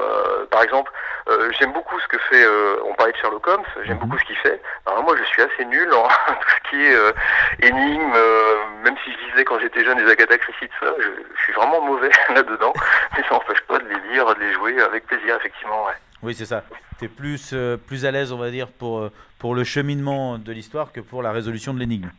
Oui, je suis plus, j'aime bien les aventures, le côté épique et tout ça. Ouais. Alors qu'au niveau énigme, on va trouver plus d'énigmes. Alors je parle d'énigmes visuelles chez Pirates, Chevaliers ou Sherlock Holmes, d'autres titres de Macaca phares, des titres phares, que dans les miennes où c'est plus axé effectivement sur des mécaniques de jeu qui vont plutôt parler aux rôlistes, je pense, ou à ceux qui aiment les jeux d'aventure et pourquoi pas du temps, des points de vie à décompter, des objets à avoir pour débloquer des passages de l'histoire, etc. Et le fait que dans toutes tes histoires, alors on a quasiment que des tomes uniques, sauf Hocus Pocus où on en a 2. Est-ce que c'était voulu ou est-ce qu'on pourrait imaginer une suite aux Larmes de Nua, à Captive, au Grand Tournoi? Malheureusement, non. La suite, c'est pas dans l'ordre du jour. En fait, les suites qui existent en Macaca, il n'y en a pas tant que ça. Il y a eu Chevalier Pirate au début, parce que c'était le début, et donc les premiers titres, l'engouement a fait que les suites ont été... il y avait qu'un seul scénariste à l'époque, donc il pouvait faire des suites, ça a bien marché. Sherlock Holmes, parce que la licence Sherlock Holmes, c'est un style de BD dans notre bureau vraiment particulier. Mais après, on s'est rendu compte que l'éditeur s'est rendu compte que les suites marchaient moins quand même que les one-shots. Donc c'est pour ça qu'à chaque fois on part plutôt sur des thèmes, des mécaniques, des BD vraiment très différentes les unes des autres, pour qu'il y en ait pour tous les goûts, tous les publics. Et voilà. Et maintenant, ce qui change, chez Macaca, peut-être que vous avez entendu parler, maintenant c'est des BD dans The Héros pour plusieurs. Oui. Comme Koala, Bayam qui est devenu Koala là, récemment. Là, j'ai fini la scénarisation d'un jeu dont vous êtes le héros, qui sera en science-fiction, qui se passera dans 50 ans, pour 4 joueurs, de 1 à 4 joueurs. Et on va retrouver le même principe que dans Koala, justement, où chacun a son livre et doit apporter les éléments nécessaires à l'avancée du groupe. Voilà, sauf que moi me concernant, ce sera un semi-coopératif parce que chacun aura des objectifs individuels. Là, on est vraiment autour de la table, comme un jeu de plateau en fait. Donc, Macaca est en train de développer plusieurs de ces jeux-là, la BD à plusieurs, en parallèle, continue à sortir des BD en solo. Bien sûr, puis ils étaient déjà innovants dans plein de choses parce que quand on prend, alors on a en plus de la BD, comme tu le disais, dont on est le héros, où on a une histoire et des ramifications avec un dénouement à découvrir, mais notamment dans celle que toi tu avais fait, parce que dans Hocus Pocus, on a des animaux qu'il faut nourrir pour régénérer, pour pouvoir s'en resservir, donc on a aussi des éléments à aller chercher dans le dessin. Dans un livre comme Yurton, il faut gérer sa ville en plus de vivre l'histoire. Ils essayent d'apporter des choses comme ça un petit peu nouvelles. Je prends Hold Up qui existe en BD avec les trois tomes, et il y a aussi la version livre dont on est BD dont on est le héros, qui vient compléter l'histoire. Donc ils sont assez innovants, je trouve, dans l'édition. Oui, c'est vrai. BD. Et dans le même ordre d'idée, Mystery aussi, qui est une des BD classiques phares de Macaca, ils ont fait la BD dans The Héros. Et ce qui est intéressant, c'est que justement, comme Hold Up ou Mystery, c'est que la BD dans The Héros, comme elle est faite par les mêmes auteurs que les BD classiques, ce sont des très bonnes BD dans The Héros en plus, qui sont bien efficaces. C'est clair. Et on retrouve tout le temps, malgré tout, la patte d'humour et la patte nécessaire de Macaca. Donc là, le dernier, on va dire la dernière BD sortie dont tu es le scénariste, c'est Le Grand Tournoi. Oui. C'est celle, la nouvelle chez Macaca. Et la prochaine, c'est celle qui sera en semi-coopératif, ou il y en a une autre à arriver bientôt? moi en tant que scénariste, Ouais. la prochaine c'est celle dont j'ai parlé. D'accord. Après, entre-temps, chez Macaca, il y en a en BD solo, il y en a une autre qui va sortir très bientôt, d'ici quelques mois, je crois, où on va pouvoir jouer un chef militaire. Ouais, c'est une espèce de wargame en BD dont vous êtes le héros, donc ça doit être intéressant. Et des BD dont vous êtes le héros qui peuvent se jouer à plusieurs. Il y en a une Sherlock Holmes là, qui va sortir imminemment, et, avant la mienne. D'accord. Bah, merci beaucoup pour toutes ces précisions, Emmanuel. Et on espère que tu vas continuer longtemps à nous divertir comme ça, parce que c'est vrai, je te dis que pour l'instant, celle que tu as scénarisée était plutôt pas mal. Merci d'avoir bien voulu répondre à nos questions. Merci beaucoup, c'est très gentil. Très bonne fin de journée à toi. Bonne fin de journée, au revoir. Au revoir. Donc effectivement, si vous ne connaissez pas les BD dont on est le héros de chez Macaca, hein, le principe c'est le même que les livres dont on est le héros, avec des paragraphes à lire qui nous renvoyaient vers des nouveaux paragraphes. Là c'est le même principe, sauf qu'on a des cases de BD, et puis notre personnage va se retrouver face à une ruelle ou une maison par exemple, et puis on voit marqué 12 pour la ruelle, 163 sur la porte de la maison, donc on va se diriger vers la case 12 ou 163 suivant qu'on veuille prendre la ruelle ou entrer dans la maison, ce qui va nous débloquer de nouvelles possibilités, découvrir des nouvelles choses, et donc c'est le même principe comme il expliquait Manuro. Il faut le faire une fois, rencontrer des ennemis, mourir, recommencer, essayer une nouvelle voie, se dire quand je passe par là je vais trouver le lasso pour attraper le machin qui me permettait de... Et donc il faut recommencer, mais c'est une nouvelle façon d'aborder la BD qui est très très intéressante. Et en plus, effectivement, chez Macaca, ils ont réussi le fait de faire, en plus de la BD, une histoire à part, parce que ce soit du Wargames ou tenir la ville ou autre. Donc voilà, je ne peux que vous le conseiller. Et le côté interactif à deux, moi je l'ai jamais fait. J'ai fait des livres dont vous êtes le héros, mais j'ai jamais fait à deux. C'est l'un avec l'autre. Alors là, dans celui qui existe, c'est l'un avec l'autre. On peut jouer jusqu'à 4 en même temps, chacun son livre. Et effectivement, on va avoir des endroits qui vont être la même chose. On voit la chambre à coucher, par exemple, avec le papa. On a tous la même chose. Sauf que moi, au niveau du père, je vais avoir un numéro 166, et que toi, tu vas avoir un numéro sur l'armoire, numéro 12. Et donc, tu vas me dire, moi, je peux éventuellement regarder ce qu'il y a dans l'armoire. Et moi, je peux aller m'adresser au monsieur qui est couché dans le lit. Donc, comment on avance? Est-ce qu'on fait les choses? Il faut s'entraider. C'est celui qui est basé sur les enfants, oui. Plus de 4 c'est BD ça. pour les enfants. 4 BD. Alors, c'est pas que pour les enfants, parce que quand tu joues, tu te rends compte que non. Et tu as une exploration, une chasse au trésor, tu as une vraie carte au trésor, parce qu'il va falloir explorer des îles, plusieurs îles. Est-ce que penser à du Time Stories, en fait Alors, dans l'idée où chacun regarde sa carte. Dans l'idée où chacun a son point de vue finalement de la scène. C'est ça. En fait, c'est plus ça. C'est chacun voit la même scène suivant son point de vue. Ils ont pas un pouvoir particulier ou quelque chose comme ça. Ce qui fait que selon le livre que tu as, tu as la possibilité de faire. C'est ça. C'est que moi, j'ai une fissure dans le mur et moi, je peux me faufiler. Je vais pouvoir aller voir et rapporter quelque chose. Et si toi, tu pourras pas, mais tu vas pouvoir faire autre chose. Mais si, bien sûr, c'est l'idée. La force, l'agilité. Tu l'as testé avec des enfants dans le cadre de l'animation? Non, pas dans le cadre de l'animation. Je serais curieux de savoir. Et je l'ai testé avec des enfants un peu joueurs qui aiment lire, mais je suis pas encore allé au bout parce que ça demande du temps puis de l'investissement et j'ai pas eu ce temps-là encore.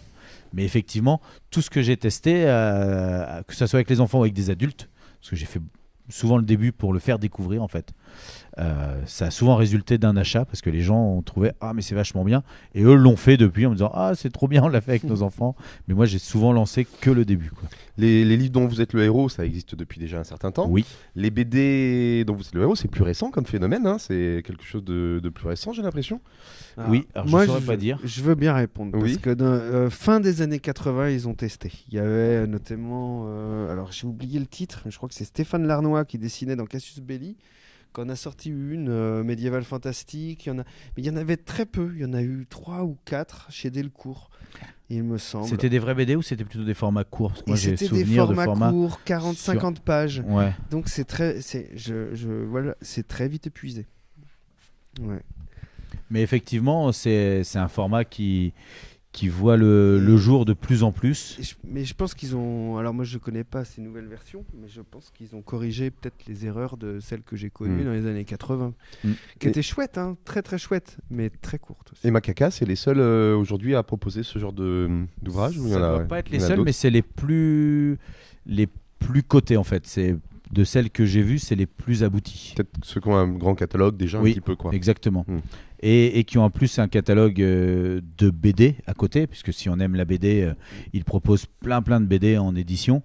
Et je te dis, la grande force, c'est qu'effectivement, quand tu accroches à un univers, que ça soit, on parlait de Mystery sur les super-héros, qui est très très drôle, ou Hold Up, où on vit le Hold Up de l'intérieur, c'est qu'ils ont réussi en fait à chaque fois à trouver le palliatif qui fait que tu t'intéresses à la BD, tu aimes ça, et tu fais le livre... la BD jeu, et tu te retrouves acteur, on va dire, de la BD que tu avais apprécié, quoi. Donc c'est très intelligent. Moi, je vais vous parler maintenant d'un jeu. J'attendais que tu lances. D'habitude, c'est moi qui te lance. Donc je m'étais dit peut-être qu'il va me lancer. Mais non. Parce que je vais vous parler d'un jeu, là. Un jeu qui parle de dinosaures. Dans Deludes, on sait que plus le temps passe, plus la science fait des progrès et met tous les jours de nouvelles technologies au service de l'homme. C'est ce qu'on appelle l'évolution. Papy, tu me pousses sur la balançoire? Oui, mon bonhomme, j'arrive. Qu'est-ce que c'est? Oh mais papy, mais qu'est-ce qui t'arrive? Oh vite, mon papy va pas bien, appelez une ambulance s'il vous plaît. Attends mon garçon, crains rien, ton grand-père fait un malaise, mais j'ai l'application Urgence sur mon smartphone. Attends, oh zut, mise à jour, ouais. Y a pas la 4G ici, hein. Ouais, mise à jour, pas très vite tout ça. Peut-être si je me mets un peu plus par là, non? Ah oui, voilà, là c'est mieux. Mais c'est pas possible, si. ce mec-là. Hey, vous inquiétez pas monsieur, hein, je gère. Hein. Mais Oh, ils ont refait l'interface. Oh, c'est sympa. Tiens, c'est compatible avec ma smartwatch. Allez, super, ça va être encore plus facile. Vous avez vu, monsieur? Regardez, c'est compatible avec ma smartwatch. Ça va être encore plus rapide. Je suis en train de claquer. Appelle une ambulance. Quel type d'ambiance voulez-vous? Nature, bord de mer, Mais non. Appelez les secours. Épelé, secours. S-E-C. Oh, ça marche pas, sa mère. Bienvenue au sommaire. Ça va mieux, papy? Oh, ça va, c'est passé. Viens, rentrons à la maison. Ah, l'évolution. Cette petite étincelle qui fait la différence entre l'homme et l'animal et l'affranchisse des chaînes de l'esclavage. Enfin, la plupart du temps. Qui voulez-vous appeler? Mais non, voyons. Appelle urgence et cette fois, passe-moi l'ambulancier. Entendu, j'appelle l'agence Stéphane Plaza Immobilier. Oui, bon, parfois, on aimerait bien que l'évolution, ça reste un jeu. N'est-ce pas, Alex? Tout à fait. Et ben, ça tombe bien parce que moi, je vais vous parler du jeu Évolution, justement. Évolution, un jeu de Dominique Crapuchette qui est illustré par Jacoby O'Connor, John Ariosa ou Kurt Miller, qui sont des gens qui ont travaillé soit sur les extensions du jeu Évolution, soit sur du Mice and Mystic, par exemple. C'est distribué par Funforge, un jeu qui a été réédité. La première édition date de 2015 et qui est réédité fréquemment pour 2 à 6 joueurs, mais qui est plus optimisé pour 4, à partir de 10 ans pour des parties, on va dire, d'une quarantaine de minutes. Alors il s'agit d'un jeu de cartes où vous vous prenez pour Dame Nature. Effectivement, on va jouer avec les espèces et on va gérer leur évolution, d'où le nom.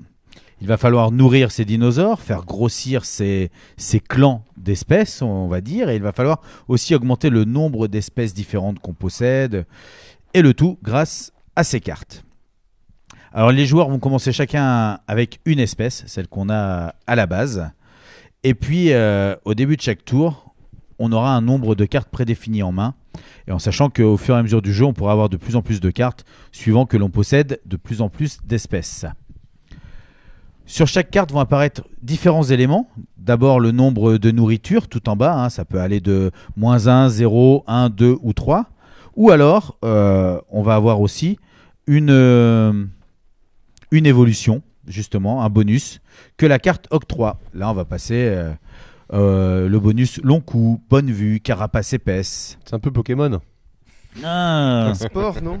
Ouais, sauf que tu vois, dans la vie, c'est vrai, l'évolution s'est faite comme ça. On avait une Abib, et puis elle a chopé un long coup, elle a pu bouffer des feuilles en haut des arbres, et ça lui a permis de survivre par rapport aux autres.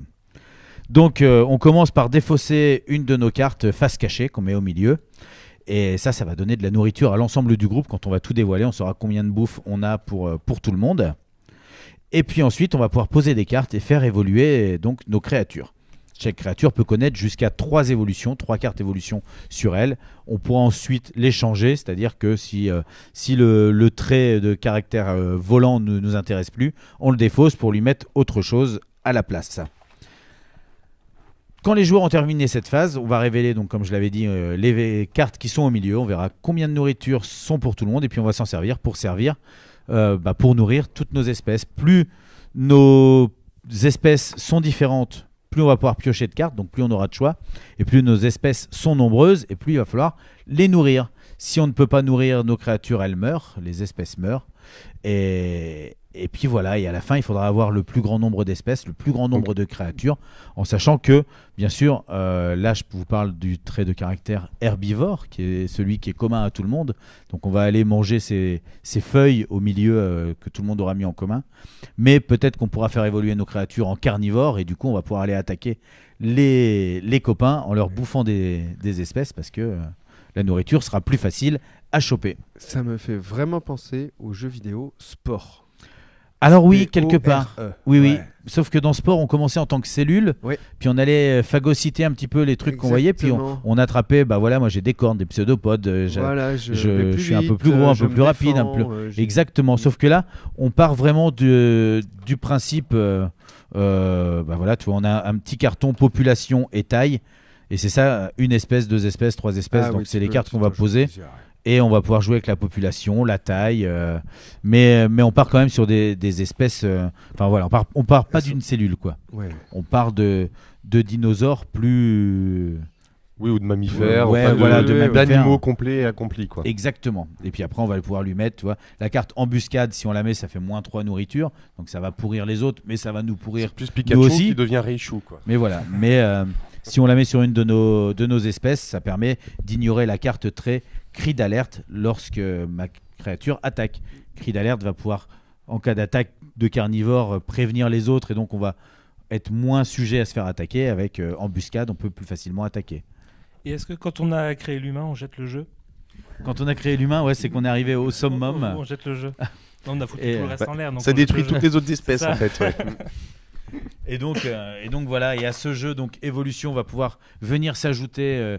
Il y a 2 extensions qui existent. Il y a notamment Volant, qui ramène toutes les créatures volantes qui ne sont pas encore incluses dedans. Et il y a l'extension Climat, qui va jouer aussi avec le climat qui passe. Donc peut-être des fourrures. C'est ce que dit Franck Rio sur Facebook. Il nous dit que c'est un très bon jeu Évolution. Oui. Et que l'extension Climat apporte beaucoup, il paraît. Je pense que les extensions, parce que là, même si le jeu en lui-même est jouable et est bon comme ça, on sent que les cartes, ce sont souvent les mêmes qui reviennent, et que quand on a un carnivore en face de soi, on a intérêt à bien se protéger, parce que sinon on est un peu mal. Et voilà, donc on a vite fait le random des cartes, et quand on a les extensions climat ou même les créatures volantes, voilà, ça va relancer tout, un petit peu la durée de vie du jeu, quoi. Exactement.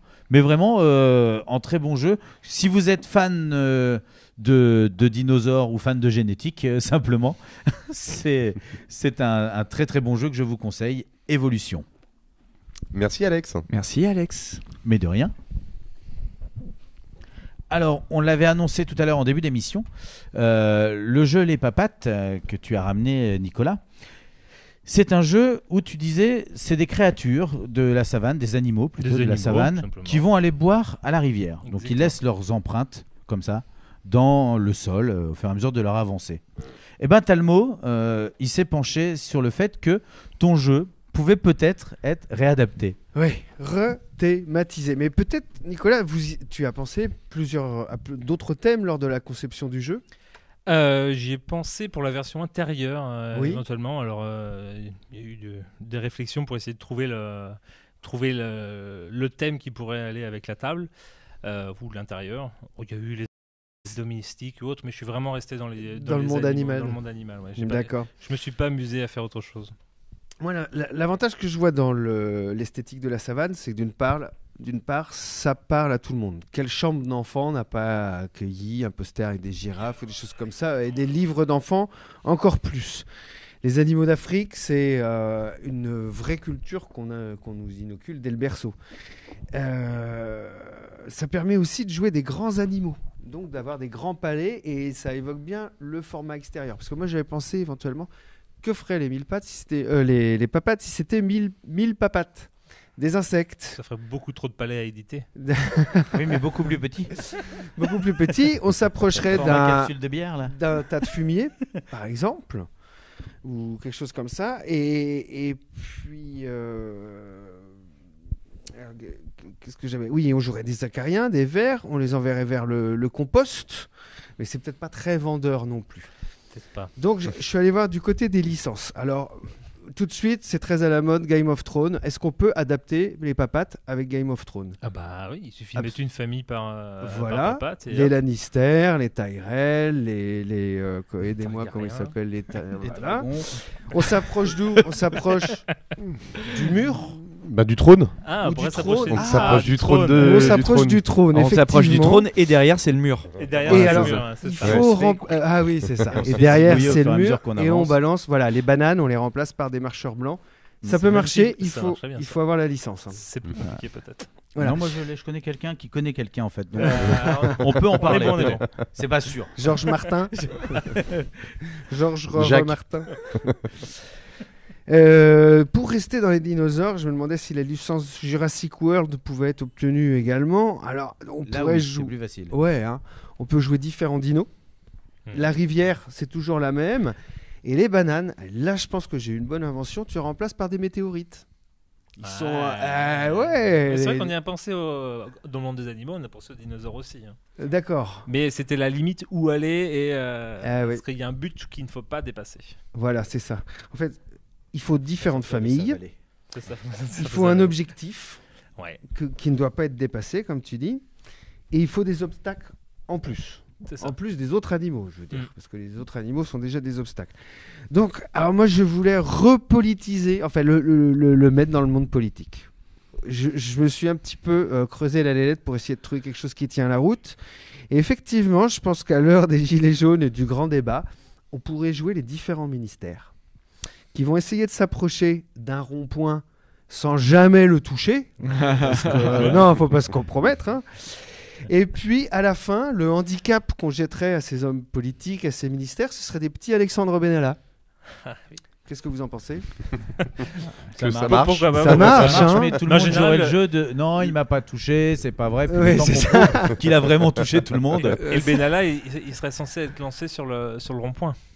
Ah oui. Ouais. Ah mais alors là je mettrais une variante, tu vois, je mettrais une petite languette de métal et sur le rond-point il y aurait des gilets jaunes aimantés parce que dès que tu t'approches un peu trop, t'as un leader gilet jaune qui hop tac vient dans le ministère ou sur BFM ou sur truc comme ça, il est discrédité, il peut plus retourner dans le rond-point. Ah oui. Tu vois, oh, tu serais bien commentateur dans. Oh non non non, je ne ferai pas de politique, dites-moi où je signe. Et voilà, c'est fini. Quoi. Ah, dans un genre beaucoup plus grave, il y a la question du réchauffement climatique. Si on veut faire quelque chose de pédagogique, d'éducatif pour nous préparer tous, sur le thème du réchauffement climatique. Alors là, par contre, je trouve qu'on tombe très vite dans le mauvais goût parce que est-ce qu'on pourrait jouer des réfugiés qui s'approchent des frontières ? Oui, ça colle dans le thème, mais est-ce qu'on a vraiment envie de... Est-ce que c'est vendeur ? Ouais, Est-ce que c'est vendeur ? Est-ce effectivement. qu'on a envie de mettre ça en scène aussi ? Tu vois, je suis pas sûr. Surtout si à la fin on doit leur janter des gardes-côtes ou des Libyens pour, tu vois, à la place Couler des les bananes. bateaux et tout ça. Ouais, C'est ça, exactement. ouais. Là, franchement, on tombe dans le mauvais goût. Donc celui-là, je l'ai mis de Ou côté. alors ça aurait été dans l'eau avec les animaux et puis les déchets ou ce genre de choses. Et là on reste encore dans l'esprit Voilà. dans l'esprit climatique. Mais je trouve quand même que, bon, enfin moi je préfère le thème de la savane. Hein. Pour le moment, il n'y en a pas qui se dépassent. Mais si on continue à creuser, on va peut-être trouver. Notre-Dame de Paris, très d'actualité. Est-ce qu'on peut jeter des petits pompiers qui s'approchent de la charpente Sans se brûler. sans brûler?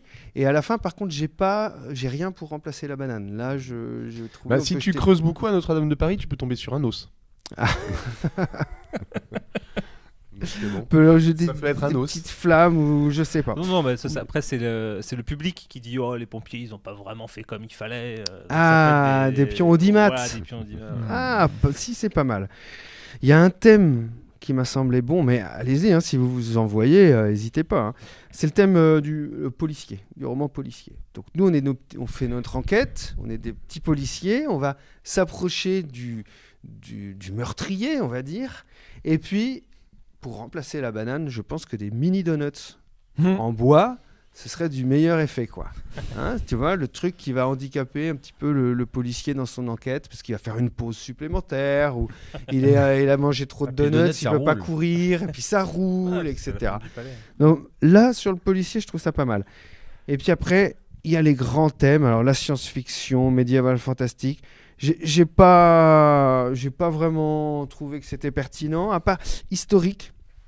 Je vois bien un truc sur la campagne de Russie où les petits soldats possible, napoléoniens s'approchent de la Bérésina sans tomber dedans. Ça peut être pas mal. Alors, l'histoire. Et puis la mafia aussi, ça c'est quand même un grand thème. Les histoires de gangsters, ça marche toujours très bien. Donc des petits malfrats qui essayent de s'approcher de la banque, quelque chose comme ça, et à qui après on va acheter des policiers, quoi, forcément. Et ça, remplaçant les bananes, ce sera l'obstacle au jeu. Voilà, je sais pas ce que t'en penses, Nicolas, je suis à ta disposition pour creuser Moi, ce j'ai que une je idée. te propose. Tu pourrais faire un truc avec un thème de Mexicain et de mur, par exemple, aussi. Ouais, oui, ça peut marcher aussi. Ouais. Ça pourrait marcher aussi.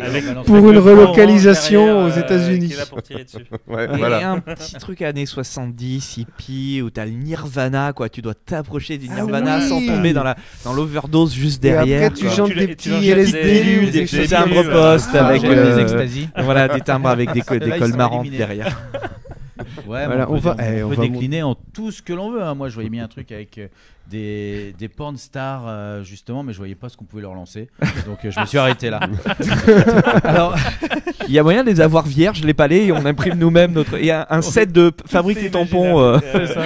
Alors, je sais pas, après, il y a Alice qui dit que Nicolas ne nous dit pas tout sur les bananes au départ. Oui. On pourra en savoir plus. Eh oui, elle est très au courant, hein, c'est ma femme. En tout cas, moi, je l'aime beaucoup parce que du coup, elle nous donne des pistes. Eh ben oui, elle peut y aller, elle peut y aller. Oui, effectivement, au tout début, c'était des balles de fusil. On est allé chercher, donc c'était pas en forme de banane, hein, c'était des la morceaux vache. de bois différents. Bah oui, c'était des balles de fusil. Mais comme C'était de la c'était un peu contrebande. violent C'est ça. dans l'idée, c'est devenu des balles de fusil soporifiques. Et donc ça endormait les papates, donc Ouais. elles s'est éliminées pareil. Et puis un jour, je sais pas pourquoi, j'ai fait oh banane que ça. Et oui, et, ouais, ça fait moins Tintin au Congo, quoi, tout de suite. ça fait moins de temps au Congo, exactement. Quand tu joues avec les J'ai enlevé les enfants. petits noirs aussi. Regarde ton zèbre, il s'approche Pour de faire eux et là, moins Tintin. pam, pam. Il est mort, ton zèbre. Donc oui, ouais, voilà. Donc l'idée c'était vraiment de rester Version Walking dans Dead. ce jeu. Il y a pas la violence de s'acharner sur quelqu'un, puisque le seul moment où on peut vraiment éliminer les autres, on peut s'éliminer soi-même. Voilà, et c'était garder cet esprit-là. Et après il y a une version sauvage qui est pas dans les règles papier, mais qui seront sur le site internet où je vais essayer de développer un petit peu d'autres règles qui peuvent se mettre au jeu. La version sauvage, c'est si je touche une papate à l'endroit d'un adversaire, plutôt qu'il ne se passe rien, il doit la rejouer mais de sa mauvaise main. Si j'en touche une à l'envers d'un adversaire, il doit la rejouer en ayant fermé les yeux et fait un tour sur lui-même. Enfin voilà, on peut rajouter autant de Oui, comme on ça, rajoute des contraintes de lancer. en ayant bu un verre ou deux, ce genre de choses. Et après, l'idée, c'est de mettre un pouvoir à chacun des animaux qu'on va pouvoir utiliser sur une manche. Le lion, on prend celui qui a le pied le plus grand, et puis le lion, il peut aller manger une patte à une distance d'un pied. Il rugit, ça fait. Voilà, ça Oui, peut être pas mal de choses comme il ça. La dématise. gazelle, elle peut prendre 2 pas d'avance avec une de ses papates, donc prendre le lead. Mais t'as grâce à tout son un tas de pouvoir. petites variantes déjà en stock finalement. C'est des choses alors que je réfléchis aujourd'hui et elles sont pas dans les règles papier parce que je veux que ça reste un jeu simple et qui soit abordable pour tout le monde. Donc il y a la variante pour jouer à 2 qui est légèrement différente, mais les autres variantes, oui, je les garde sur site internet, Facebook et autres, et puis je dévoile ça comme ça. Et les gens en font ce qu'ils veulent justement, et c'est ouvert à s'il y en a qui trouvent des idées supplémentaires ou autres, qu'ils les partagent pour que tout le monde puisse y jouer. Oui, l'idée de c'est toute d'apporter manière, un une peu de communauté justement. Ouais, exactement. Les la papates façon de faire. pompettes, par exemple. Par Hein, exemple. pour adultes. Papa de pompette. Alors, toutes les variantes, justement, tout le reste, on va en parler juste après la 3e pause musicale de l'émission. Et donc pour cette 3e pause, nous allons écouter Mokalimiti qui va nous chanter Évolution. Salut, c'est toujours la voix off de Deludes.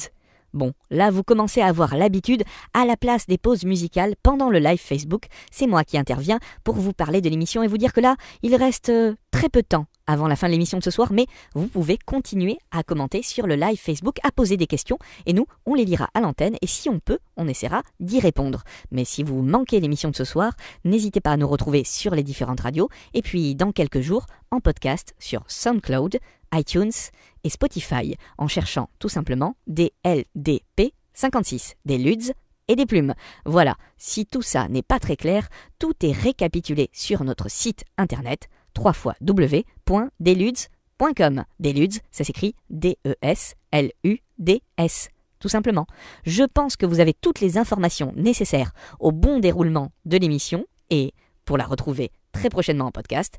Alors là, il est temps de partir pour la dernière ligne droite de l'émission de Deluds et des plumes de ce soir dans 3, 2, 1... Et on vient d'écouter le morceau Évolution par Mo Calamity. Des Luds et des plumes, c'est 4 fréquences et 6 stations dans le Grand Ouest. Dans le Finistère sur 100.4. Dans le Morbihan, à Lorient sur Radio Goéland et Vannes sur le 102.1. En Vendée sur le 101.4. Dans les Deux-Sèvres sur le 90.4. Et par internet jusqu'en Essonne sur BLP Radio. T'es sûr qu'en Essonne on est encore dans le Grand Ouest? Oui, le Grand Ouest de la banlieue sud parisienne, quoi. Ah ok, ça me va comme explication. Toujours dans des Luds et des plumes, on attaque la dernière partie de l'émission, toujours en compagnie de Nicolas Bonneau et de son jeu Les Papates. Toujours là. Toujours là. On a parlé de plein de choses, on a parlé de ton jeu, on a parlé des changements, on a parlé du fait qu'il ait été proposé en participatif, en Kickstarter. Moi je voudrais savoir, parce qu'un jeu qu'on propose généralement sur une plateforme comme ça participative, on s'attend à ce qu'il y ait des paliers.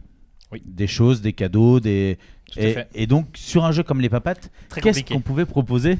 Très compliqué, effectivement. Je pouvais pas proposer de cartes supplémentaires, je pouvais pas proposer de jeux supplémentaires, je pouvais pas rajouter des bananes. Enfin, le volume dès qu'on part en bois, ça explose. Exactement. J'avais pas envie de proposer un t-shirt, une affiche ou quelque chose qui n'était pas utile. Donc je suis parti sur le principe de qu'est-ce qui manque à un jeu extérieur, qu'est-ce qui pourrait manquer à un jeu extérieur quand on joue au molki, quand on joue au palais, quand on joue à la pétanque. Les bières. Éventuellement. Mais du coup j'ai pas mis de bière. Ah bon. Et j'ai proposé des choses qui étaient abordables au niveau budget. Je suis parti sur des magnettes. Sur des magnettes qui représentent, les animaux exactement du jeu. Donc en fait je me suis dit pourquoi pas imaginer un pack supplémentaire qui serait pas utile dans le jeu en lui-même, qui serait utile mais qui serait pas nécessaire. Qui serait pas nécessaire pour jouer au jeu, effectivement, parce qu'on peut compter les points sur un papier, sur un téléphone. Et du coup j'ai proposé d'avoir un pack complet où on a une ardoise métallique. Et sur cette ardoise métallique imprimée, on va avoir chacun son magnète qui représente son animal. Donc on retrouve le zèbre, donc on peut même avoir leur prénom. On a Marivonne la rhinocéros, on a Lou le zèbre, Georges le lion, Todd l'éléphant et Zoé la gazelle. Ils ont tous un O au milieu. Parce que le rond du palais, je reste un peu dans cet esprit-là. Donc on a 2 filles, la gazelle et la rhinocéros, 2 gars, le lion et l'éléphant. Et le zèbre, comme il n'a jamais choisi entre noir et blanc, il n'a pas choisi son sexe. Si on veut choisir, on peut choisir, sinon on laisse comme ça. Non-binaire. Quoi. Exactement, non-binaire. Voilà, et donc avec ces magnettes, il y a une petite flèche qui permet de faire le scoring pour aller jusqu'à 25. Alors, ça peut même servir pour compter ses points au molki, à la pétanque ou autre. Hein. Et derrière, il y a un rappel du décompte des points. Exactement. On parlait pour les enfants tout à l'heure en disant que c'était simple. Avec ça, c'est encore plus simple parce qu'ils voient directement la façon de procéder. Exactement, c'était le principe de garder le côté esthétique que j'ai mis à ma règle de jeu, l'esthétique des animaux. Si on regarde bien de plus près, les animaux, c'est un palais. Et je les ai dessinés à partir de palais en 3 dimensions. Oui, parce que d'ailleurs, tu les avais à Fouesnant l'année dernière. Oui, je les ai oubliés. Je les ai emmenés puis je les ai oubliés. Mais j'ai mes petits personnages en bois. Personnages en bois avec leurs yeux, leur défense, leur queue, leurs pattes. Exactement. Leur papate. Exactement. Donc le palier, c'était ça. Ça commençait par une cordelette d'1,50 m parce que une cordelette, c'est tout con, mais on n'a pas de cordelette sur soi et de l'avoir dans la boîte directement, c'est utile. Et 1,50 m, c'est déjà suffisant pour tracer. Voilà. Juste, en fait, c'est la surtout zone de la rivière. C'est pas la zone de la rivière. On a une grande corde qui fait la zone de la rivière qui est dans la boîte, c'est en direct. Mais c'est surtout pour voir si je suis le plus proche ou pas de la rivière et si j'ai la plus courte distance entre mes papates. Oui, d'accord. Et des fois, la corde est très utile parce qu'on regarde et puis on voit que des fois on est pareil. Puis des fois on n'a que 1 cm et on peut déterminer qui remporte les points. Voilà. C'est le genre de détail que effectivement. Quand on joue au boule par exemple ou à la pétanque, on se rend compte que c'est souvent nécessaire d'avoir ce petit plus qui permet tout de suite. On va chercher une branche, on va chercher quand on n'a pas et on met les pieds ou on pense à sandales quand on est sur la plage et puis voilà. Là du coup il y a la cordelette. Donc il y a eu la cordelette qui avait été débloquée. Il y a eu un premier magnète qui a été débloqué. Donc tout le monde aura dans sa boîte le zèbre. Ils pourront pas l'utiliser sur l'ardoise s'ils prennent pas le complément, mais ils pourront le mettre sur leur frigo et ça devient un goodies qui est toujours sympathique à avoir. Et puis moi qui me fais toujours de la pub sur les frigos des gens, c'est ça, il y a écrit les papates dessus. Donc l'ardoise n'a pas été débloquée, les autres manettes n'ont pas été débloquées, donc c'était vraiment fallait que j'en vende des jeux, fallait que je vende au moins 300 jeux je crois pour avoir l'ensemble de débloqués. Il y en a eu 170 de vendus, mais ça m'a permis quand même de commencer à le faire connaître. Et du coup, je propose aujourd'hui maintenant le pack supplémentaire à côté. Donc on peut acheter la les boîte. gens peuvent quand même se le procurer. Exactement. Tous ceux qui ont pris le pledge en novembre ont pu compléter leur pledge. Pour 9 €, ils ont eu la suite. Ah, c'est pas si cher en plus. C'est pas si cher parce que c'était les pledgers et que j'aurais fait un prix encore très intéressant. Après, moi, le pack complet, je le vends 15 €. Et puis la boîte, 50 € à côté. Et voilà. ça rentre dans la boîte d'origine. Et tout rentre dans la boîte d'origine. C'est fait pour. Ouais. Quand j'ai fabriqué la boîte, j'ai dit au menuisier, il faut qu'il reste 3 mm absolument pour que je puisse mettre une ardoise. Je savais qu'en parlant de ça avec un ébéniste, on allait avoir des choses très précises. Très précis. Très calculées. Et depuis, donc tu t'es lancé donc dans l'auto-édition par le financement participatif. Oui. Les boîtes sont parties pour une certaine partie et vont partir là pour les suivantes puisque tu vas les recevoir. Est-ce qu'il n'y a toujours pas possibilité de se faire éditer le jeu? Est-ce que tu as des touches d'éditeur ou des choses comme ça? Alors moi j'ai essayé de contacter très très peu d'éditeurs. J'en ai approché un seul mais très vite juste par Facebook. J'ai pas envoyé de mail ou autre, très peu. Et là dernièrement j'ai un éditeur de jeux de société, de jeux de société d'intérieur, de plateau comme ça, qui fait que des jeux comme ça, qui serait intéressé. Donc ça y est, à suivre, à voir, il y a une première touche. Donc là ça va être, je vais leur envoyer une boîte de jeux, je vais en profiter pour leur mettre un proto de papate de table intérieure, et puis voir ce que ça donne. Donc moi je suis pas fermé du tout à ça, au contraire, parce que c'est des choses que moi je gère pas, la distribution. Bien sûr. Alors est-ce que ça serait que la distribution, l'édition ou autre, parce que moi j'ai mon menuisier qui sait très bien faire le produit et qui le fait propre. Ça va être toute une discussion, j'imagine, qui va se faire après. Mais quand on sera là, tu auras déjà bien avancé c'est ça, ce niveau-là. Mais je suis content aujourd'hui d'être l'éditeur de ce jeu. Voilà, c'est ma société qui est éditeur du... Tu peux revendiquer un travail qui est de qualité, des matériaux de qualité, c'est ça. Un travail local. Exactement. Un transport minimum. Enfin, tout ça, c'est important. Un bois, on sait d'où il vient. Le bois, il vient d'Espagne, de forêts qu'on appelle PEFC, donc des forêts renouvelables où on replante les arbres. Donc voilà, j'ai vraiment voulu que le produit reste dans cette verve-là. Et pour en revenir au papate de table, le jeu qu'on a fait au début de l'émission, puisque là, tu avais créé le prototype pour une occasion particulière, tu te rends compte que le prototype, finalement, marche bien, que c'est plutôt efficace. Oui, ça marche. Est-ce qu'il pourrait y avoir une suite aussi derrière à ça? Trouver un éditeur ou ou que toi tu te dises je vais lancer aussi peut-être un participatif pour celui-ci ou Alors aujourd'hui du coup je l'ai inscrit à plusieurs festivals. Il a gagné un prix à la Cano, au festival de jeux de la Cano, qui dès l'année prochaine sera un festival associé au festival de Cannes. Il n'était pas cette année, c'était sa 2e année cette année, et l'année prochaine pour sa 3e année il sera associé au festival de Cannes. Donc du coup hélas C'est dommage, hein, c'est à ça près. Non, mais du coup, il a gagné le prix là-bas de public. Prix public, hein, il y avait 3 prix jury et 1 prix public. Et il a gagné le 2e prix public à Angers. Il n'y avait que 3 prix publics de décerner, il n'y avait pas de jury. Et il est sélectionné pour Rouen. Donc c'est dans 2 semaines, Rouen déjà, dans 2 week-ends je crois. Et il est sélectionné, voilà, il y en a eu que 3 de sélectionnés et qui vont être jugés par un jury professionnel sur le week-end. Il démarre fort quand même celui-ci. Ouais, c'est plutôt sympathique, ouais, effectivement. Ouais. Et j'ai la chance d'avoir surtout, là moi j'ai 500 personnes qui suivent sur Facebook la page des Papates en bois. Ouais. J'en fais la pub, enfin je parle des deux sur ma page, j'ai créé une page des Papates de table. Et du coup toutes les personnes qui suivent le jeu en bois sont aussi intéressées par l'histoire de l'autre. Il a éventuellement plus de chances de rentrer dans des circuits traditionnels de jeux de société. Effectivement, il a plus de chances parce que c'est dans une petite boîte, c'est plus petit au niveau format, au terme de coût. Alors, j'ai la capacité de réaliser des jeux qui sont très embêtants pour les éditeurs, hein, parce que là, on est sur du carton, sur du liège, c'est pas des choses qui sont habituelles. Là, on est sur du bois. Mais là, même avec un financement participatif, si je décidais de l'éditer moi-même, c'est des choses que je suis capable de faire. Oui, t'arriveras coller du liège sur du carton et des coupes, il n'y a pas de problème. Ben, j'ai cru comprendre et j'avais cette question en tête à te poser. Le liège que tu as utilisé, il est déjà rond. C'est pas dans ton process que tu l'as découpé. Non, pas du tout. Tu peux le trouver. Il y a déjà une industrie mécanique qui le fabrique comme ça. Le liège, c'est des plaques de liège, des rouleaux de liège que je colle sur du carton avec la bonne colle et après je fais les ronds. Ah non, pardon, oui, d'accord. Après je fais les ronds. Pièce ou quelque chose. Alors ça sera si je le fais si je le fais version industrielle, enfin ça sera si je le fais avec plusieurs, ça sera de l'emporte-pièce. Oui, là c'est pas de l'emporte-pièce. Là c'est j'ai une ponceuse verticale et je tourne, j'ai un axe que je tourne dessus. C'était très technique.